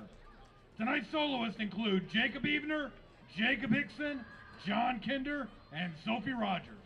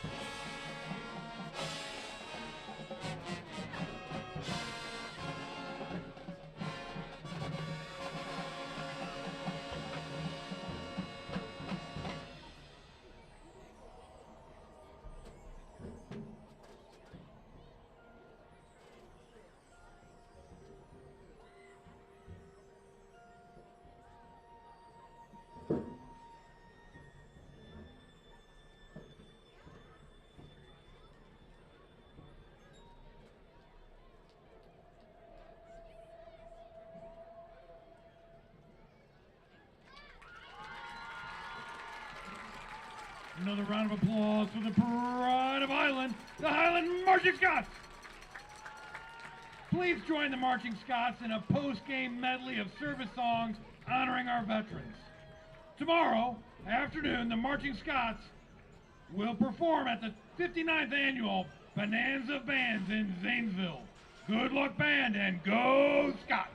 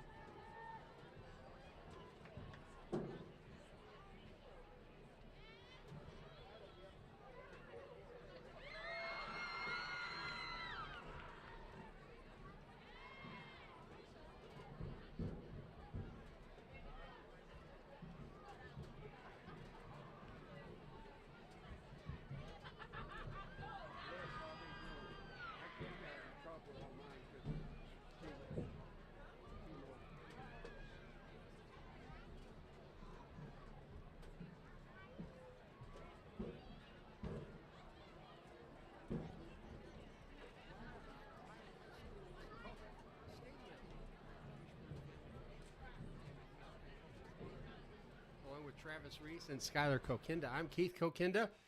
Highland Fighting Scots looking to make it 4 on the spin in Mid-Ohio Athletic Conference play.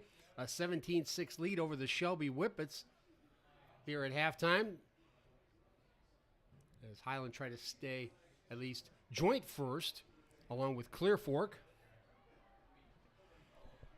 It started out quickly for the Scots. They took the opening kickoff. And with 3 plays at 68 yards, the capper was Dane Nauman, a 40-yard touchdown run. But Colton Stover, on a counter play, kept it himself on the read option, ran for 21 yards to the 40-yard line into Whippet territory to set up that touchdown. It was a big play in that opening possession. And that made it 7-0. The big problem for Shelby, turnovers. Braden DeVito has thrown 3 interceptions. The latter 2, Highland were able to cash in for points. Another Dane Nauman touchdown in the second quarter.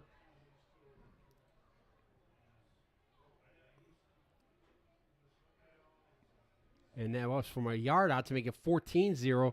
But Shelby responded immediately. The first play after they got the ball back, Braden DeVito hit Isaiah Ramsey for a 61-yard touchdown pass. Ramsey's 7th TD reception, DeVito's 15th touchdown throw. They missed the extra point, though, to keep it 14-6. Then, after another interception by Hayden Klein, who had 2 of the 3 interceptions, Zach Schmidt had the other. Caleb Hunter made the longest field goal of his high school career from 43 yards out. And that's where we stand, 17-6 at halftime. For Hunter, he's now 4 of 4 on field goal attempts this season.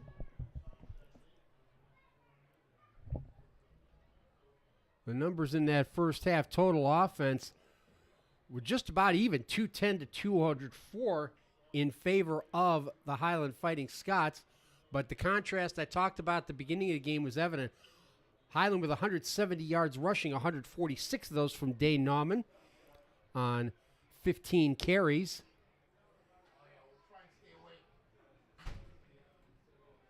Make that 20 carries, I should say. And on the flip side, 116 yards passing by Braden DeVito on 5 of 11. But again, he had the 3 picks. Shelby have only been penalized once, 4 times for Highland. Highland is able to turn away a couple of 4th down attempts, one on the interception by Schmidt and the other on an incomplete pass. Now the aforementioned Caleb Hunter will kick it off for Highland. Maverick Knoll and Braden Stone back to receive, although they haven't kicked near either one of them yet. Well, Knoll did have a return on the last kickoff after the field goal. Hunter will send it that way. It's dropped by one of the upbacks, who gets all the way to the 40-yard line. Oh, that was Braden Stone. So they made a change again, moved Braden Stone up front, and he gives the Whippets excellent field position. So the Hounds will scrimmage from their 40 to start quarter number 3. How about one more nice hand for those 2 great bands in halftime? Good stuff. Music, the soundtrack of our life. First and 10, Shelby. Casey Lance at 6'4" out here wide to the right. And again, he threw a pass to Braden DeVito last week against Galleon. Instead, on the read option, DeVito will keep it, and he's pulled down right at the line of scrimmage by Chandler Stevens.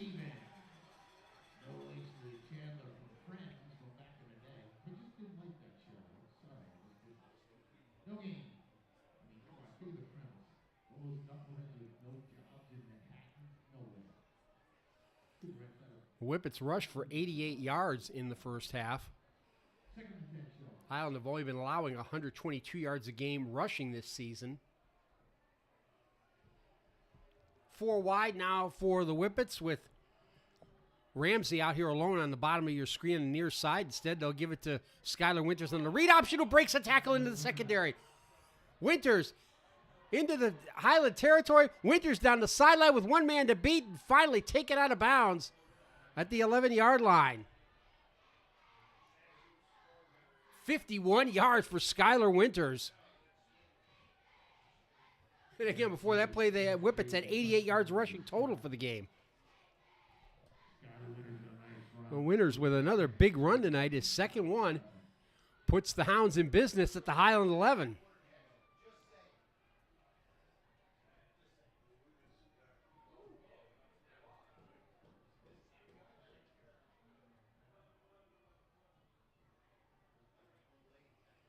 And 3 wide, that's Ramsey going in motion.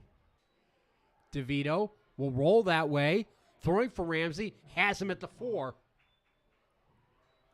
Zach Schmidt on the coverage. Ramsey now with 4 catches. That'll put him over 100 yards with the touchdown.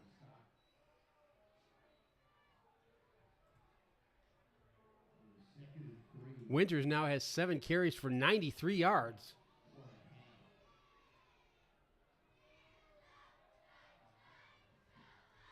That puts DeVito at 50% for the night, passing 6 of 12.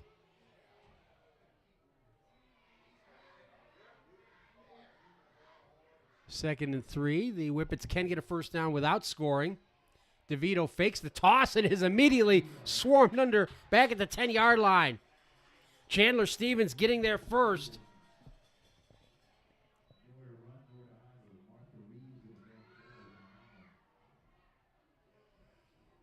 He wanted to do the fake toss, but all of a sudden found 3 camouflage jerseys right in his grill. 3rd and 9 at the 10. Ramsey alone in the top left corner of your screen as they go trips out here to the near side. DeVito fakes the read option, throws complete to Camden Wheeler, who scores.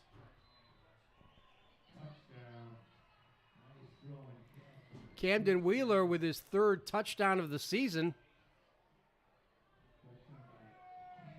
Also had one last week against Galleon, so back-to-back weeks with a touchdown reception for the senior wideout.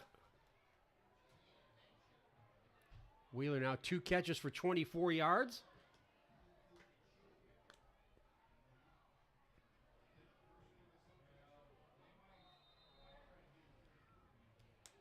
Now, trick formation here. They'll go for 2. Throw into the end zone is behind the intended receiver. Landon Kennard, who is normally the snapper, but was lined up on an end. Nick Eister with the throw. So that cuts the Highland lead down to 17-12. As the Whippets have failed on both of their conversion attempts.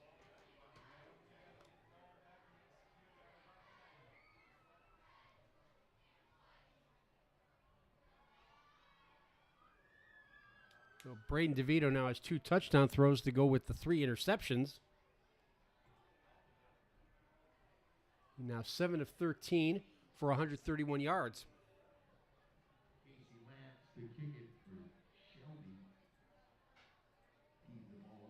So Lance will kick it off.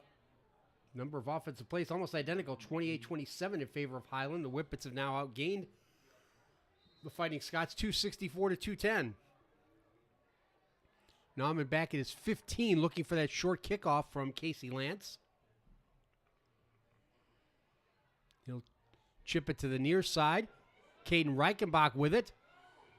Reichenbach gets it to the 44-yard line, and excellent field position now for the Fighting Scots on their first possession of the second half. Number 22.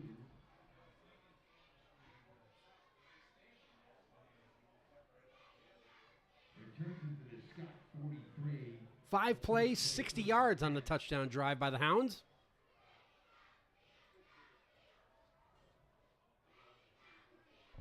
Colton Stover, 2 of 5 for 40 yards passing. He's also got 2 runs for 21 yards. The big 20-yarder to set up the first touchdown for Dane Nauman as they go 4 wide. And they'll give it to the wingback. It's Leighton Schaefer. Leighton Schaefer. No, it's Chandler Stevens, I should say. Chandler Stevens with a big run down to the 30. His second carry of the night, and it's a big one.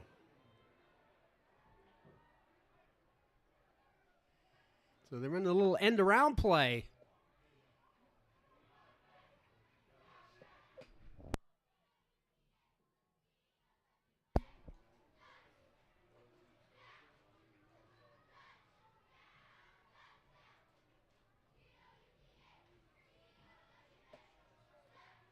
Three wide for the Scots. Again, it's Chandler Stevens, the wingback on the right side. Nauman alone in the backfield.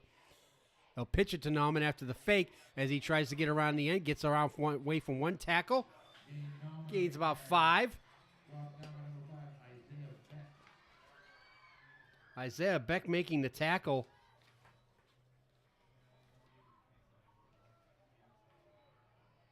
It was Camden Wheeler from his outside linebacker spot who got in there and forced Nauman to go wide. They give him 4 on that carry, so 2nd and 6.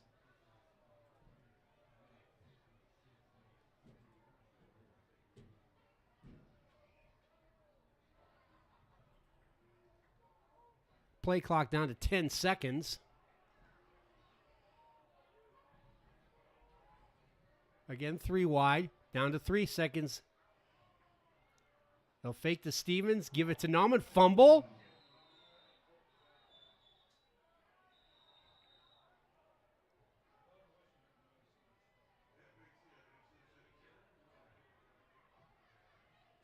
Now the Highlanders retain possession. But they'll lose a yard.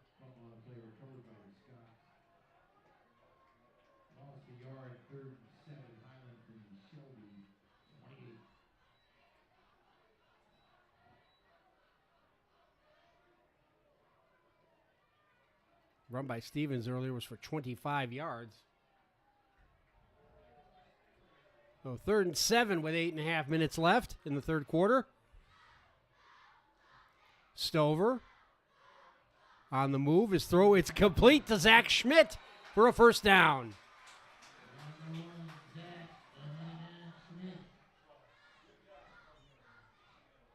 Schmidt's second catch, and that'll give him positive yards. He lost 3 yards on his first reception.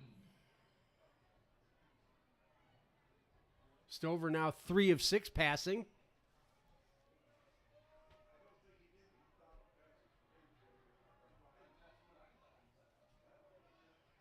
Toby Rogers, 25, checking in with a play.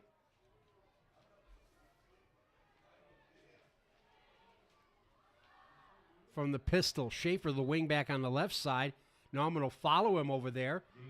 Gets stretched out and forced out of bounds after a couple of yards. Number 60, Cam Klein, running him out of bounds. Number 3, Tanner Hartz. Tanner Hart's in at defensive back number 3, also with those pink tape sleeves, making the play as Chandler Stevens will bring in the next play. You can see on the bottom of your screen, offensive coordinator Matt Downing making sure they have the signal straight.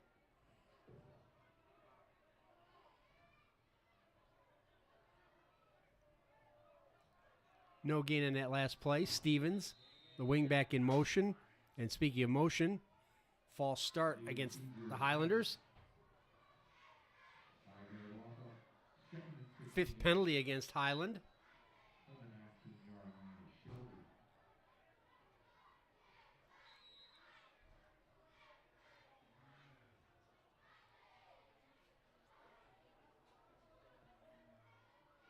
Court Sears, top right corner of your screen, the slot right. Stover looks one way, throws the other way. Complete to the 19-yard line. Zach Schmidt with another reception. Schmidt with a catch. No gain on the play. 3rd and 15. So 3rd and 15 facing Highland. 4 of 9 on 3rd down conversions. Again, first time they've converted more than 3 third downs in a game.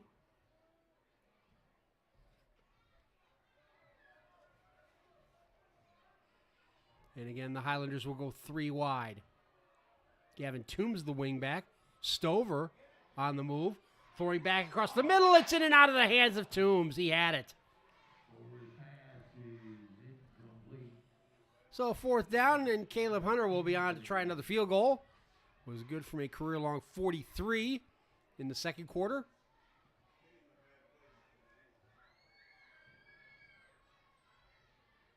This one will be from 36 yards out. And Gavin Wiggin, the center, to snap it. Zach Schmidt to hold it. Did a good job to get the high snap down on the last field goal attempt. This snap is good. His hold is good. That kick is good.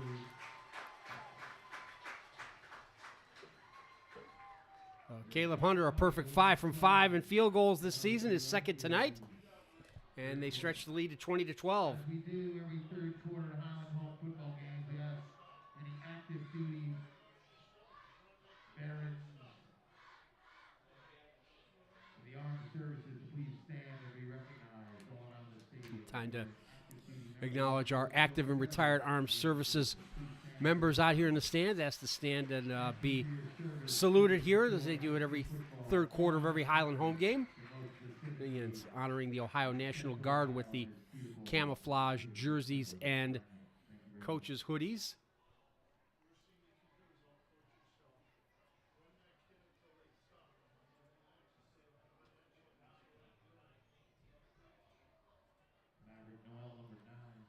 Dane Nauman now with 22 carries for 150 yards.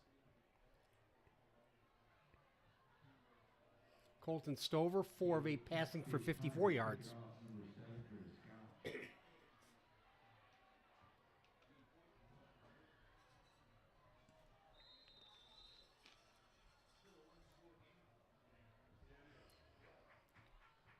So once again, Highland answer a touchdown with a field goal.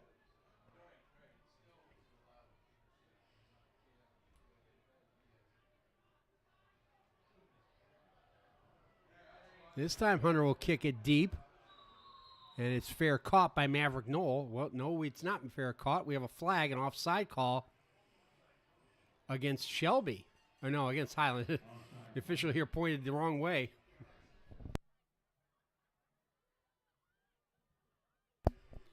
So now Hunter will have to try again from the 35 this time.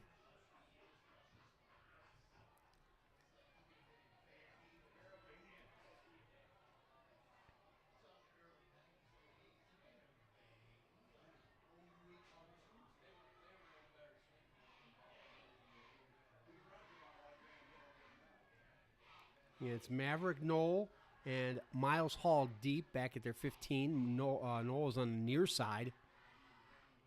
And he's the danger man. A little surprising they kicked it to him that time.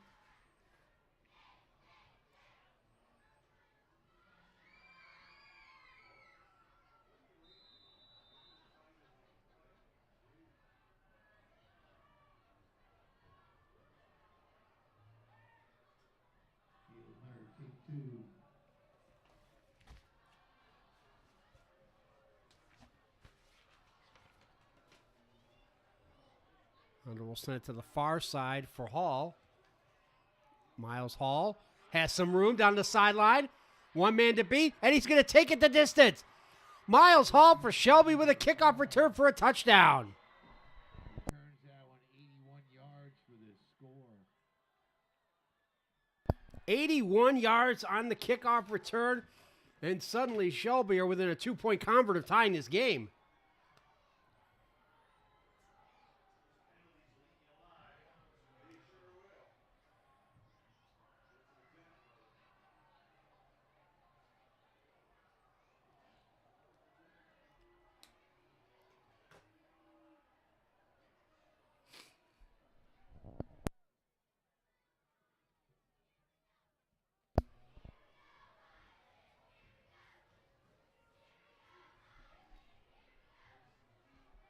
Now the Whippets will go for two again. They missed their last 2-point convert try. Shelby going for 2 on conversion.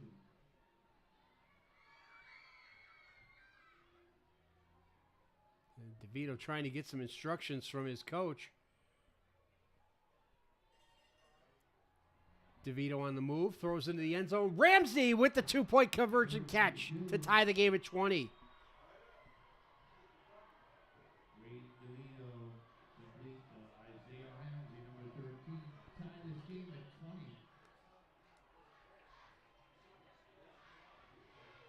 Well, Zach Schmidt made a hard swipe at the ball, but the throw was a little too much.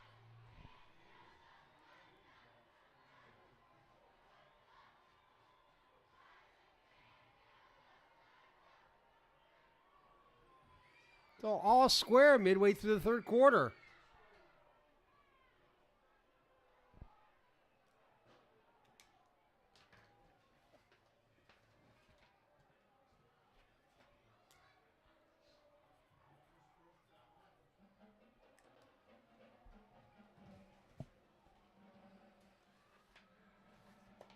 And what a turn of events here in this third quarter.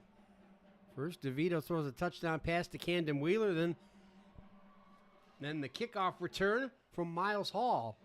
Short kickoff, dropped, loose on the turf, and it looks like Highland have it.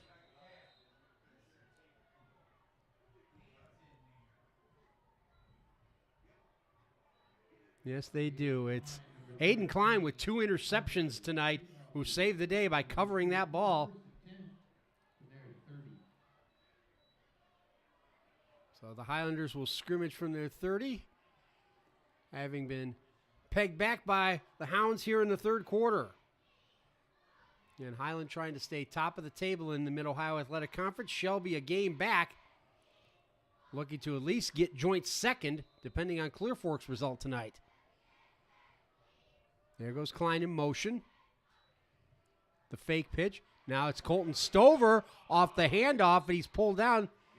Zach Schmidt in there at quarterback taking the direct snap. Another good run for Colton Stover, though. 8 yards for the sophomore core left-hander.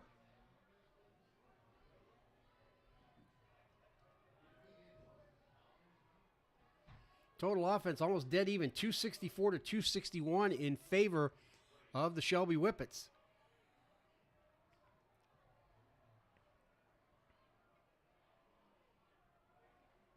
Now the more conventional setup. Nauman to the right of Stover in the backfield. And here comes the Dane train one more time. Able to get outside and find space. Dane Nauman into Shelby territory. Dane Nauman cuts inside of Ramsey. Runs into a blocker. Fights through a tackle. And finally he's going to be pulled down inside the 10-yard line. That'll put him over 200 yards on the night.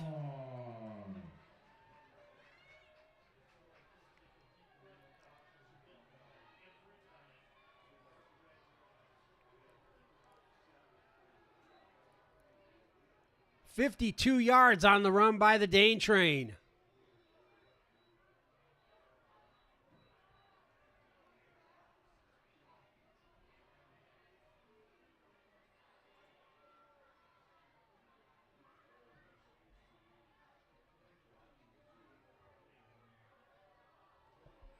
Chandler Stevens in front of Dane Nauman in the I formation. Nauman will follow Stevens, who got a block. Nauman pushing forward inside the 5, 6 yards.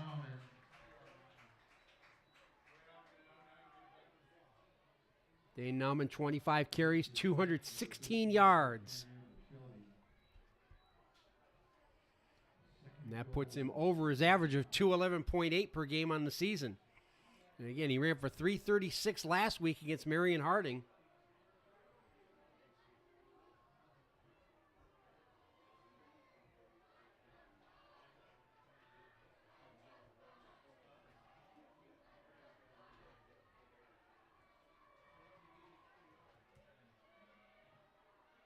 Nauman averaging 8.75 yards per carry. Here he is again, but he's stuffed at the line. Pushes forward. Isaiah Beck, the defensive end, coming in to hit him behind the line of scrimmage. He might have gotten back there for no gain.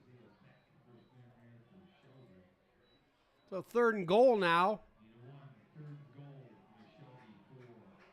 Shelby have tied it here in the 3rd quarter, and the Highlanders now looking to respond and take back the lead.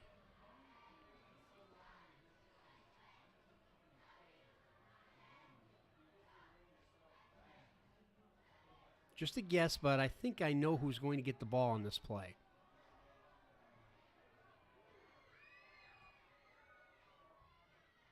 I was right. Nauman has a hole. Dane Nauman has his 3rd touchdown of the night.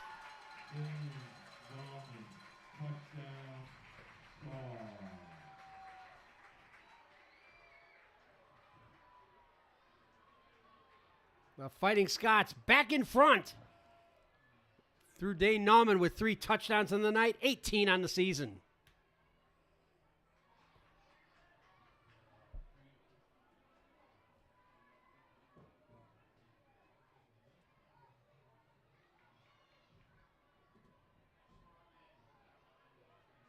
Gavin Wigan to snap it. Zach Schmidt to put it down. Caleb Hunter to kick it.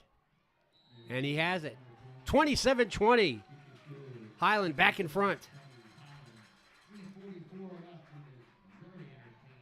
A great response from the Fighting Scots after being pulled back by the Whippets on a touchdown pass and a kickoff return for a touchdown.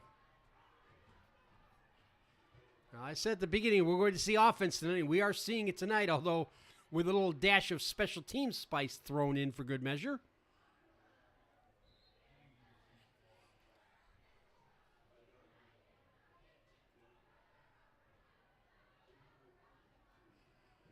And again, this Shelby team can rally. They scored 2 touchdowns in the 4th quarter last week, trying to rally from the deficit to Gallion.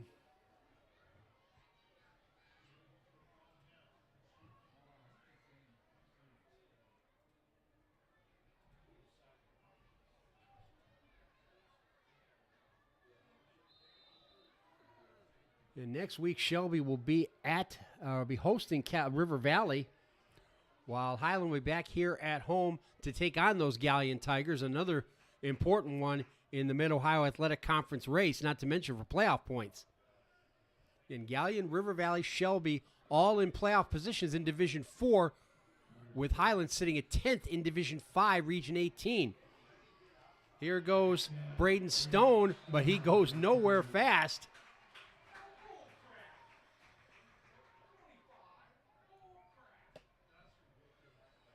Now, they'll give him the 25 for forward progress, but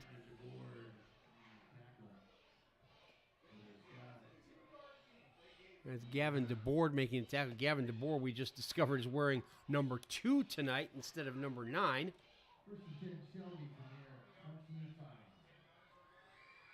Gavin DeBoard, the senior wide receiver, only caught 2 passes this year. They haven't thrown his way yet on offense tonight. So Shelby once again having to come from behind. They'll go 3 wide to start it off. Man in motion is Mason Vent in at a tight end spot. And it's Skylar Winters again. Skylar Winters with another big run. Skylar Winters into Highland territory. Leighton Schaefer finally making the tackle, but another big run for Skylar Winters. Nice run, Skylar Winters. First down, Shelby at the Highland 45. That puts him well over 100 yards for the night.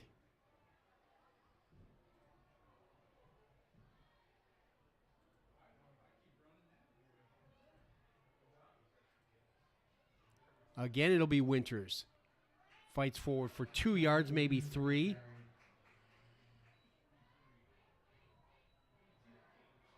Dane Nauman and Landon Pedigo making the tackle. Winters now 11 carries, or 10 carries, I should say, for 122 yards.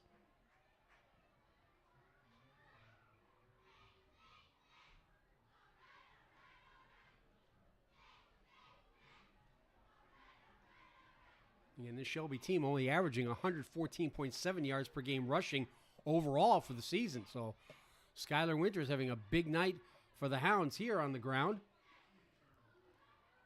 DeVito on that fake and roll. Has Winters out there on the flank and can't bring it down. The pass is a little short. We've seen that play a few times. Fake the run one way and DeVito rolls out the other way. Third down and 7 for the Whippets.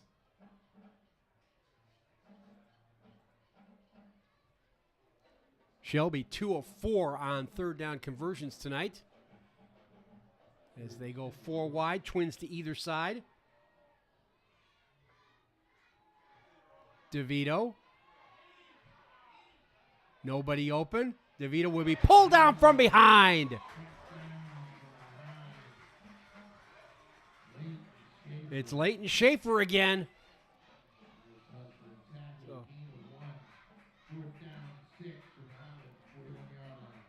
A gain of a yard for DeVito, so 4th and 6 from the 41. Whippets have yet to punt tonight. They failed on a couple of 4th down conversions, plus the 3 interceptions by DeVito. Certainly looks like they're going for it here. One of those 4th down stops was an interception by Zach Schmidt. Casey Lance is out there in the outside slot. DeVito looking for a throw over the middle. It's just out of the reach of Camden Wheeler. So the Highlanders holding it on downs.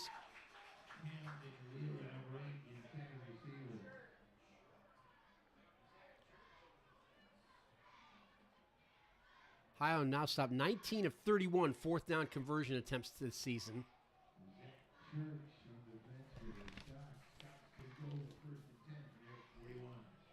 So final minute and a half of this third quarter. The Highlanders up again 27-20, and the Hounds have to realize they're going to see a lot of number 42 coming at them.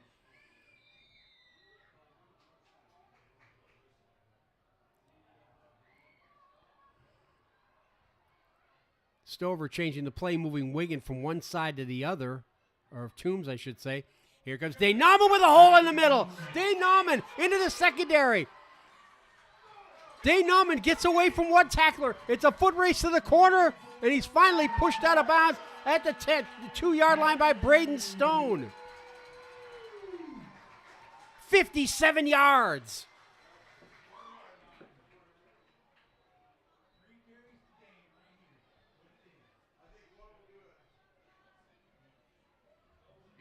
That'll put Dane Nauman over 270 for the night.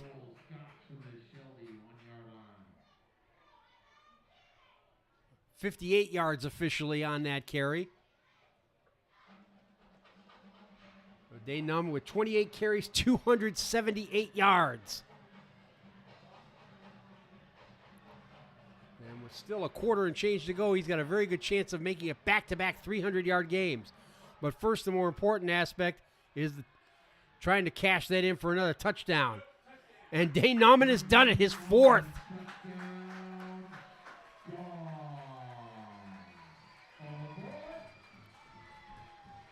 Well, Shelby had came back with a couple of touchdowns in this third quarter to tie the game at 20, but what a response from Highland.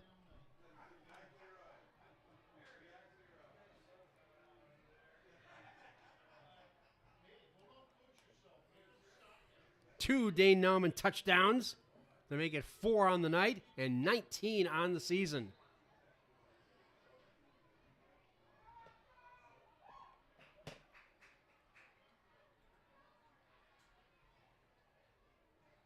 And 29 carries, 279 yards, 4 touchdowns. Snap, spot, kick, all good. 34-20. Highland.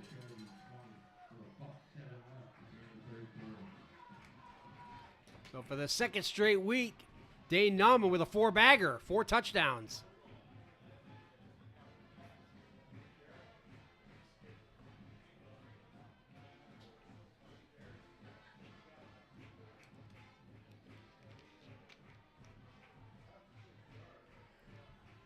Again, remember to join us next week. The Galleon Tigers come to town.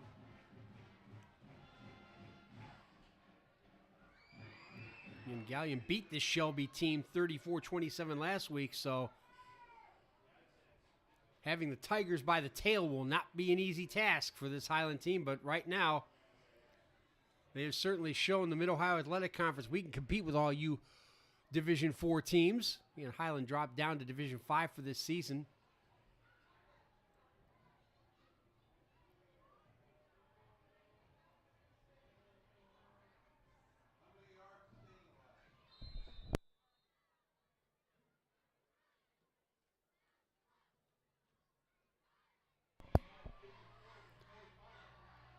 Caleb Hunter ready to send it away again. He's been busy.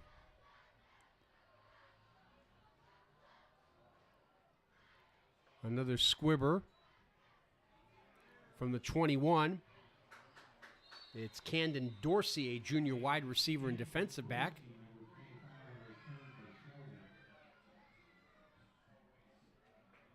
Well, Shelby showed last week they can come from behind. They nearly pulled it out against Galleon, scoring 2 fourth-quarter touchdowns. Braden DeVito's 8 of 16 for 131 yards, 2 touchdowns, and 3 picks.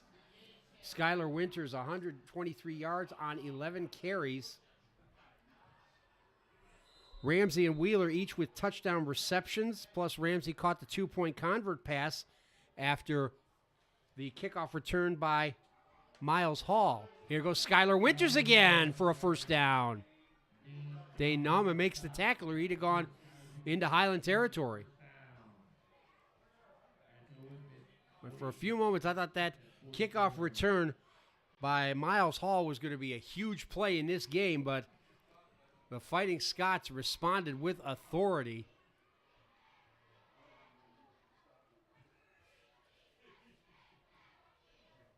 Highland looks like they're going to go with the nickel package or even the dime package as they bring Matt Scarberry in to play defensive back.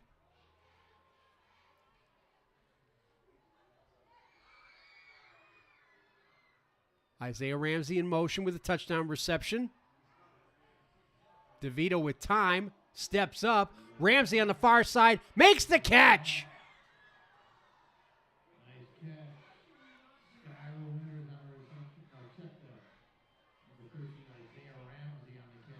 Isaiah Ramsey now with 6 catches on the night. First down, Shelby at Scott 19.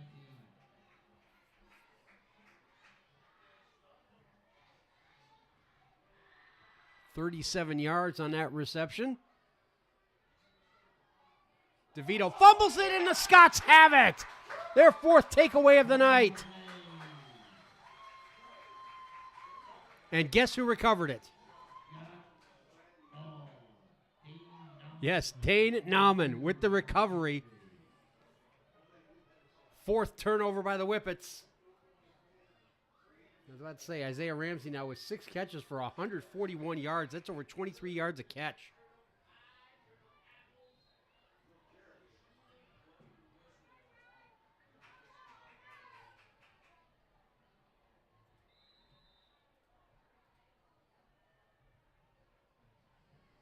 Highland's now outgained Shelby 382 to 346.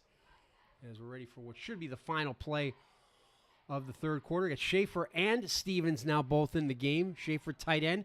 Stevens a wingback. Stevens will lead the way for Dane Nauman, who gets strung out and brought down for a loss.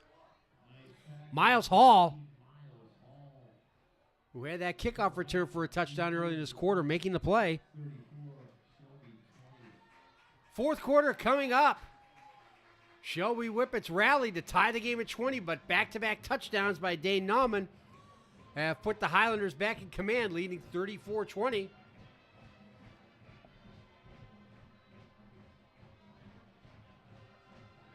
As you can hear the Highland band queuing up Hang On Sloopy, a popular number in these parts.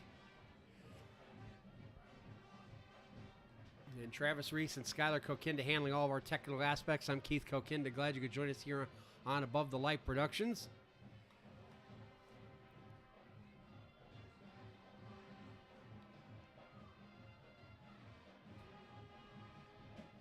I'm sure we'll be hearing that song tomorrow as well, as Ohio State hosts Rutgers.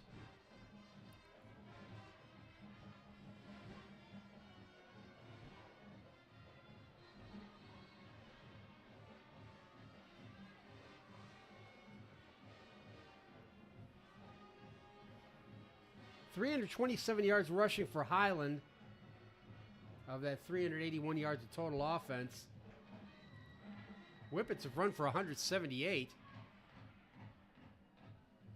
Second 12, Scott. You can get the 4th quarter. Assuming your own 22. So Highland from their 22 to start quarter number 4. Here comes Dane Nauman trying to get around Hall, but he can't do it. Hall with another terrific play. And then a flag comes in at the end. We got a little scuffle in the secondary. Camden Wheeler and Braden Stone back there where the flag was. And now it's time for one of the band's favorites, their trademark, long train running by the Doobie Brothers.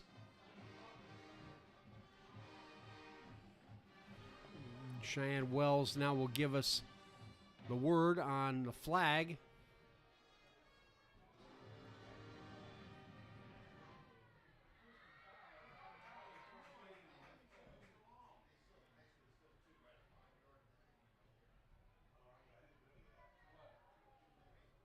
And it is going to be a major foul against Shelby. Only the second flag thrown against the Whippets tonight.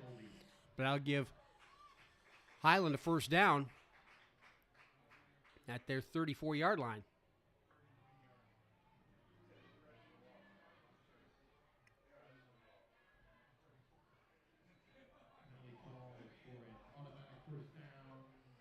Colton Stover, 4 of 8 for 54 yards passing.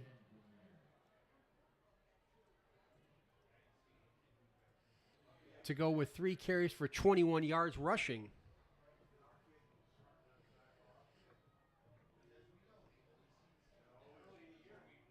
Scott's definitely looking to take some time off the clock here. Play clock at 20, so they have plenty of time snapped here as the game clock goes under 11 and a half minutes. Court Sears back into the game. Wide out at the top of your screen. Schmidt out here to the right in the bottom left corner. And there goes Chandler Stevens again. Chandler Stevens into Shelby territory. Chandler Stevens to the 20. Chandler Stevens almost breaks it for a touchdown.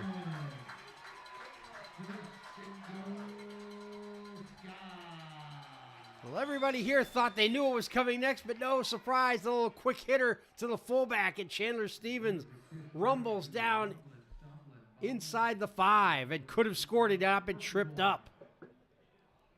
I'll tell you, they'll mark him at the 8.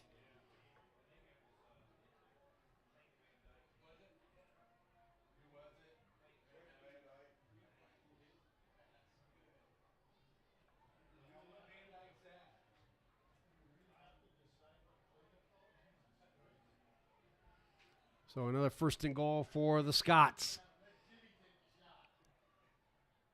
Nauman will follow Stevens. Gets bottled up. Still drives forward. And he's into the end zone for the 5th time tonight.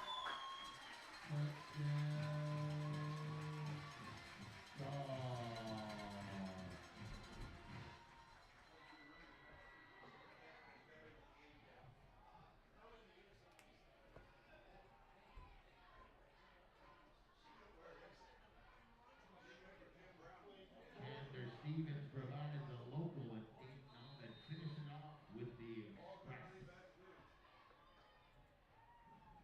Caleb the bounty hunter to kick it. Chandler Stevens, 58 yards on that run to set it up. 2nd time tonight we've seen an unexpected source set up a touchdown for Dane Nauman as Caleb Hunter makes it 41-20, biggest lead of the night for Highland.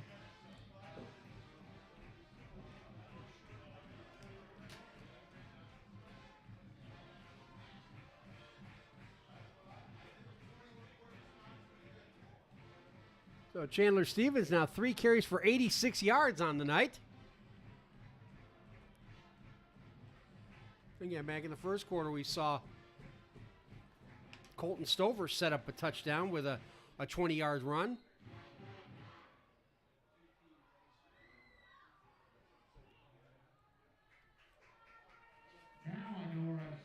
Maverick Nolan, Braden Stone again will wait the kickoff from Caleb Hunter back at their 10-yard line. Studio 54 with Tony Monero. That's where it was. I'll check. That's Miles Hall back there now, I should say.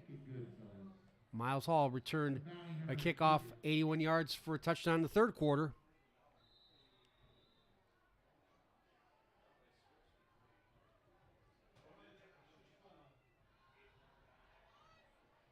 Dane Nauman now 32 carries, 282 yards, and 5 touchdowns. 2nd straight game he's carried 30-plus times. They'll kick it up here. It's going to be Hall with another chance to return it from the 16. Miles Hall has some room and gets across the 35 to the 36. Gavin Toombs making the tackle.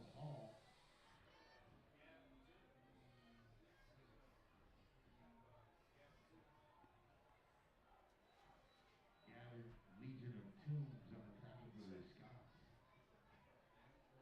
1st and 10, Shelby from their 37.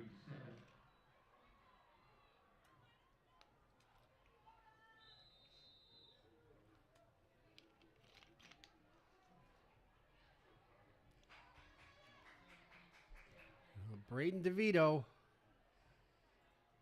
9 of 17 for 168 yards. They'll give it to Skylar Winters, who's had a big night. He gains 3. Zach Church playing cornerback, pushing him out of bounds. And DeVito has 2 touchdown passes and the 2-point convert pass, but he's also thrown 3 picks, 3 of the 4 turnovers by Shelby. 2 on a play, 2nd and 8 on the Shelby 39. And yes, those are orange shoes that DeVito is wearing. Shelby will go 4 wide here. DeVito with some time, throwing deep on the far side. Got a man out there, Hadinger, but there's a flag going to be thrown for interference. Schmidt grabbed him. Colton Stover was back there as well. Again, the Fighting Scots showing the dime package here, and you could probably hear something being banged over there in the coach's room at the other end of the booth. Not happy with that flag. But either way, the pass interference call will give Shelby 15 yards and a 1st down in Highland territory.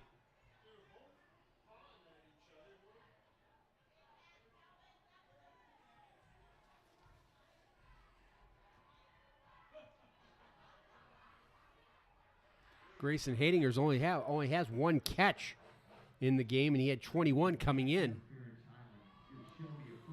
So from the 46-yard line of the Highlanders, the Hounds looking to rally here in the 4th quarter. DeVito is going to have to roll out as Chandler Stevens chases him.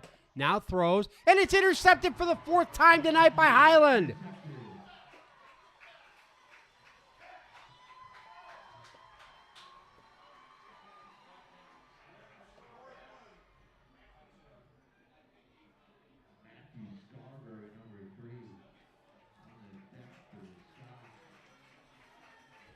It's Matt Scarberry with the interception.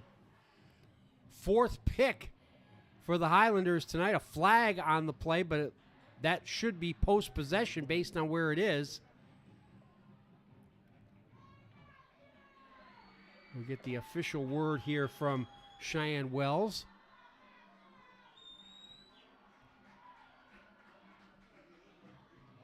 It's holding against Highland, which will back them up, but they'll maintain possession. 15 takeaways this season for Highland. They now have 10 interceptions and 5 fumble recoveries.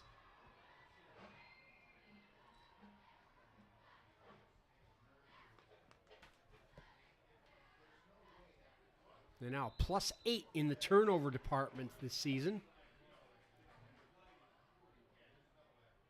Shane Holtree and his crew have to retreat a few yards, but it'll be Highland ball at the 30-yard line.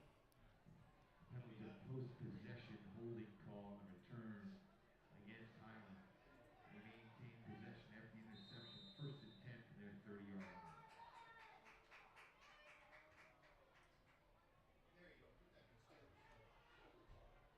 Dane nominally 18 yards away from going over 300 for the 2nd game in a row. Gets tripped up at the line of scrimmage there, though, for no gain.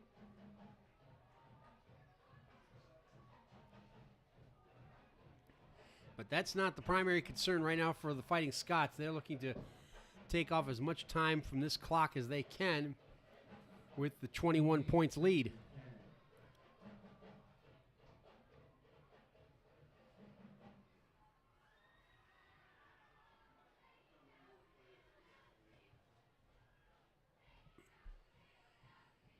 Play clock down to 12.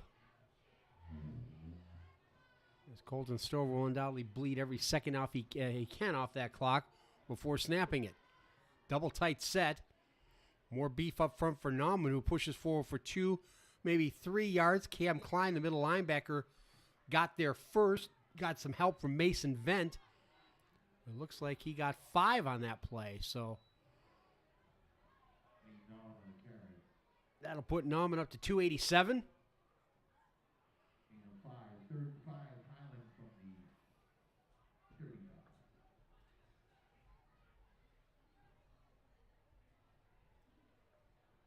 Highland now 6 of 12 on 3rd down conversions tonight, well above their season percentage of 26.8. Down to 8.5 minutes left. Play clock down to 8. Gavin DeBoard, the lone wide receiver out here on the near side. Nauman on the stretch play. Breaks 1 tackle. Has the 1st down. Pushing forward for even more. Finally stopped. James Mann, sophomore defensive back, got there first. But the gain of 9 means it's another 1st down and more time to run off the clock for the Highlanders.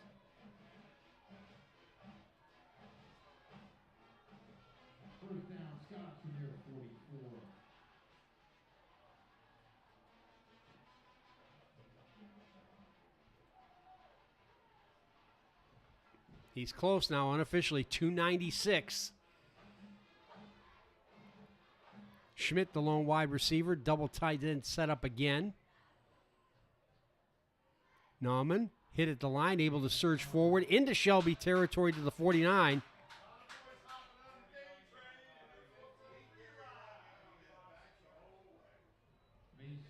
Mason Vent getting there first, carrying a few other white jerseys with him.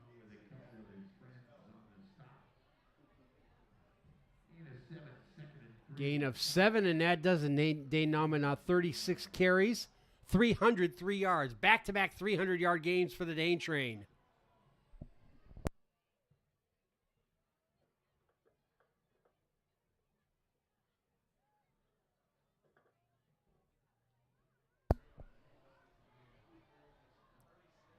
Nauman again. Gets a block from Stevens. Gets pulled on, tripped up right at the line of scrimmage.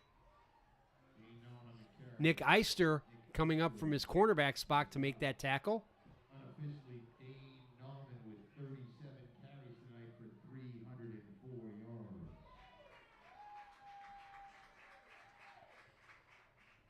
yards. So 3rd and a long 3 coming up for the Fighting Scots. Looking to stay perfect in Mid-Ohio Athletic Conference play. Take the overall record to 5-2.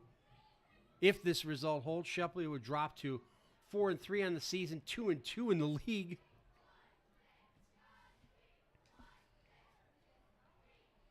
And now it's Chandler Stevens again with another big hole. Stevens into the secondary. Skylar Winters will grab him from behind and pull him down to 15, but another big run for Chandler Stevens.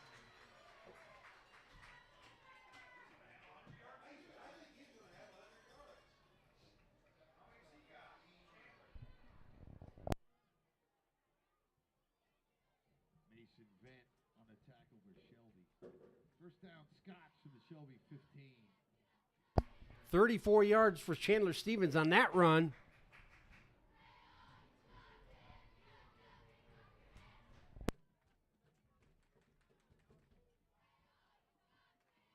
So Chandler Stevens now, 4 carries, 120 yards. That's an even better average than what Nauman has.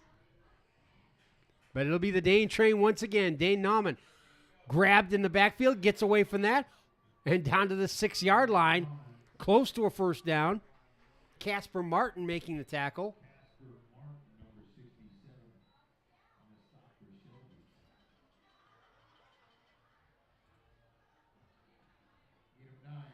Check that. Chandler Stevens, 4 carries, 119 yards. How's this for an average? 29.8. Nauman now 304 yards on 37 carries and the 5 touchdowns.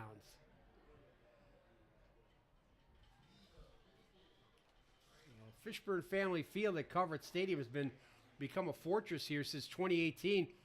This will be 18 wins out of 23 games at home for the Highland Fighting Scots. Nauman stuffed in the backfield, bounced out of it, but he'll lose yards. It may put him back under 300 for the game.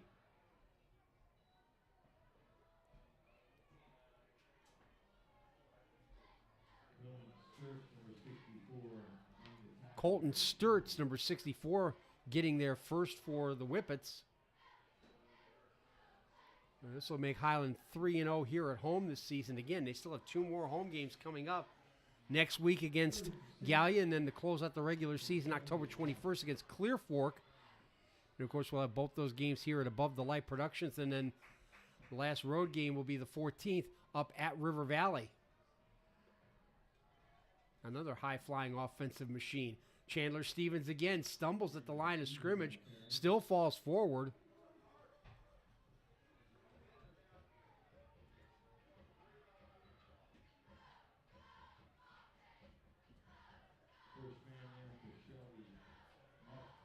Well, they gave Dane Nauman no gain on that one place. He's now at 39 for 308. As we approach the final 3.5 minutes. 4th and 2. I think Ty Stover wants to call a timeout here. He'll let that play clock. Oh, yes, he will. He has Cheyenne Wells next to him here on the sideline to call that timeout, to take the clock down to 3:13 left in the game. So, again, the Dane train's been the story, but Chandler Stevens, a surprise, 4 carries for 119 yards, setting up one Dane Nauman touchdown. Again, Colton Stover in the first quarter had a big run to set up a touchdown for Dane as well. So, again, lots of people contributing. Zach Schmidt, the leading receiver, with 3 catches, but only for 11 yards. He lost yardage on 2 of his 3 receptions. Court Sears had a big reception in the second quarter for 43 yards. Colton Stover only 4 of 8 for 54 yards passing, but again, he's run the ball 3 times for 21 yards.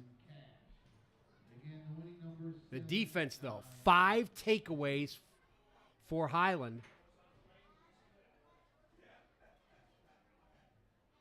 And they've held Shelby to 348 yards offensive. Passing is a big thing.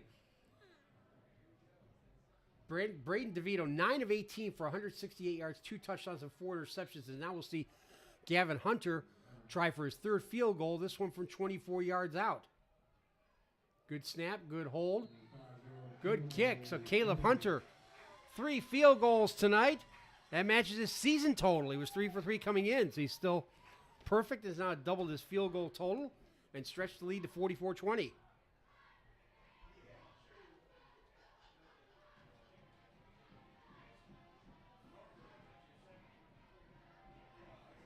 And having a good kicker can be so important in high school football when not many teams do. And once we get into October and November when the weather can get a little ugly.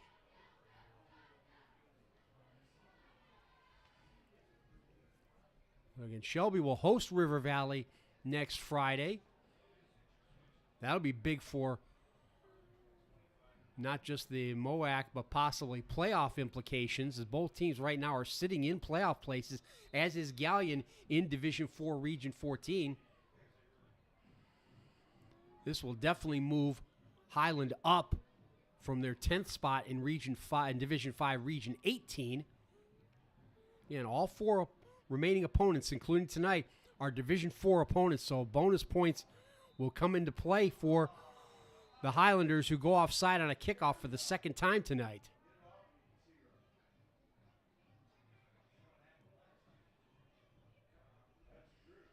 Coaches will tell you the penalties that really drive them nuts are the ones before the snap, or in this case before the kick, and after the whistle.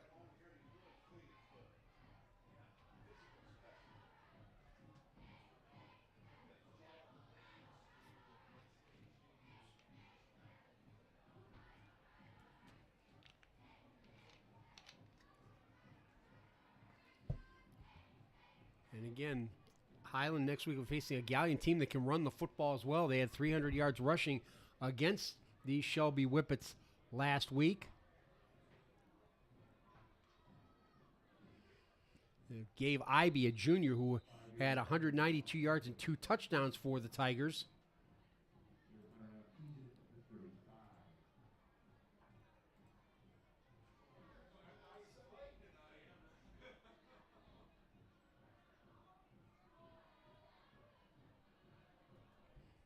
Here's the kickoff, another squibber, grabbed by Maverick Knoll. Knoll across the 40. Knoll just about reaches midfield before he stood up. Gallion is leading Ontario right now. The Warriors giving the Tigers a fight, though, 38-29 late in the fourth quarter.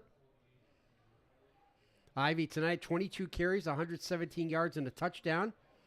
Elijah Chafin, 7 catches for 132 yards and 2 touchdowns. Braxton Prosser, their quarterback, 9 of 12 for 178 yards and 3 touchdowns.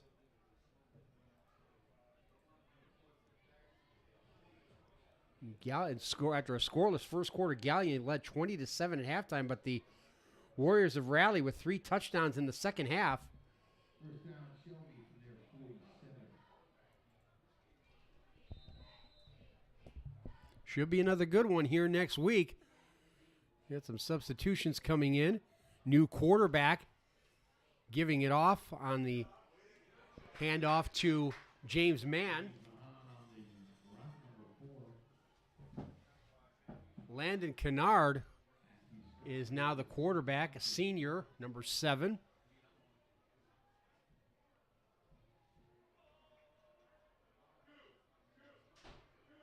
There's both teams making a lot of substitutions here for the final 2.5 minutes. So Braden DeVito, the freshman phenom, coming into this game, but not a good night for him.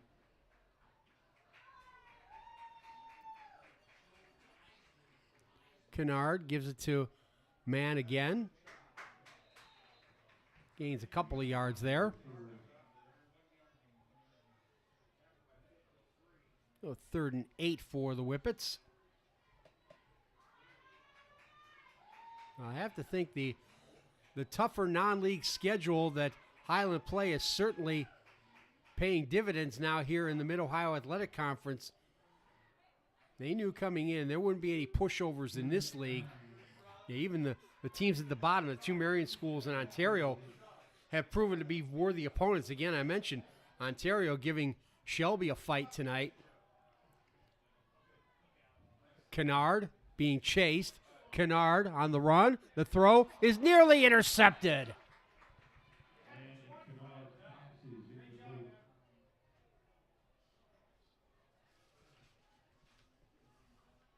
Zach Church nearly coming up with an interception for Highland.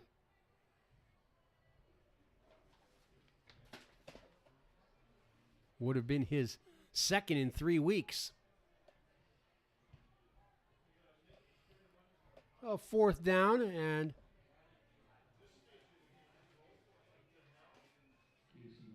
Casey Lance is back in punt formation, and he will indeed kick it as a flag flies at the snap. Nobody back for Highland.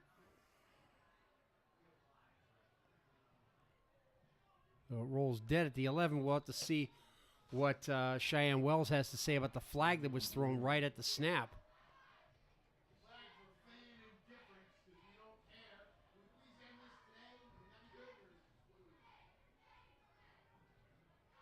It's a procedure call against Shelby that will be declined.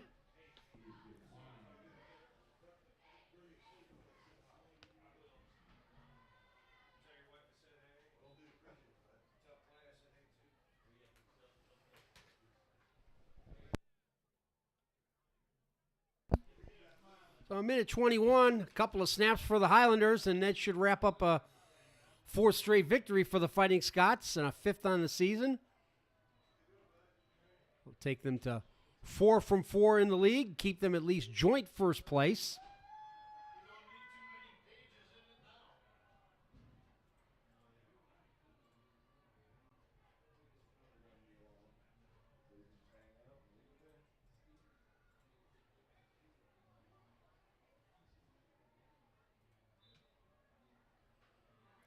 A victory formation for the Fighting Scots, who take a knee.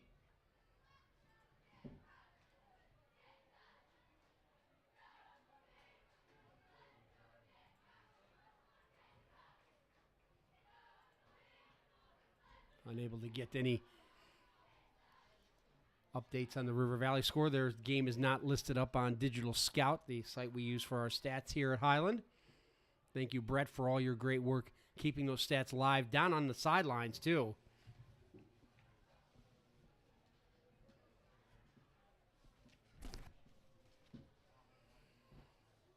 Now, one more snap may be enough.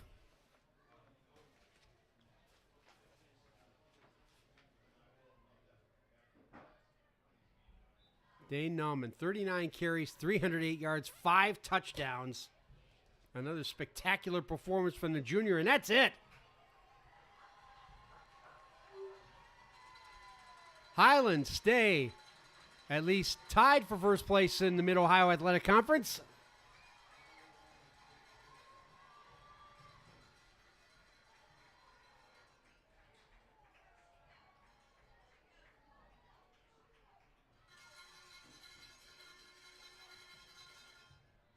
Nice job, both teams. Good work, fellas. No update on Clear Fork either, unfortunately.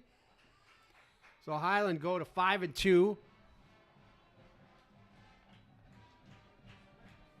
and gentlemen, 4-0 in the league. Shelby dropped to 4-3. 2-2 in the league. Back-to-back league losses for the Whippets.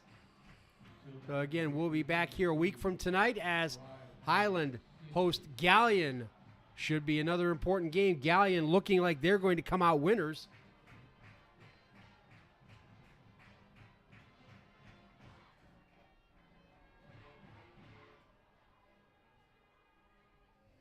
Indeed, looks like they will. They've got a 45-36 lead over Ontario. So Galleon will come in at 3-1 in the league. So this will be another important one. But tonight, it's ball Highland, 44-20. The Fighting Scots over the Whippets.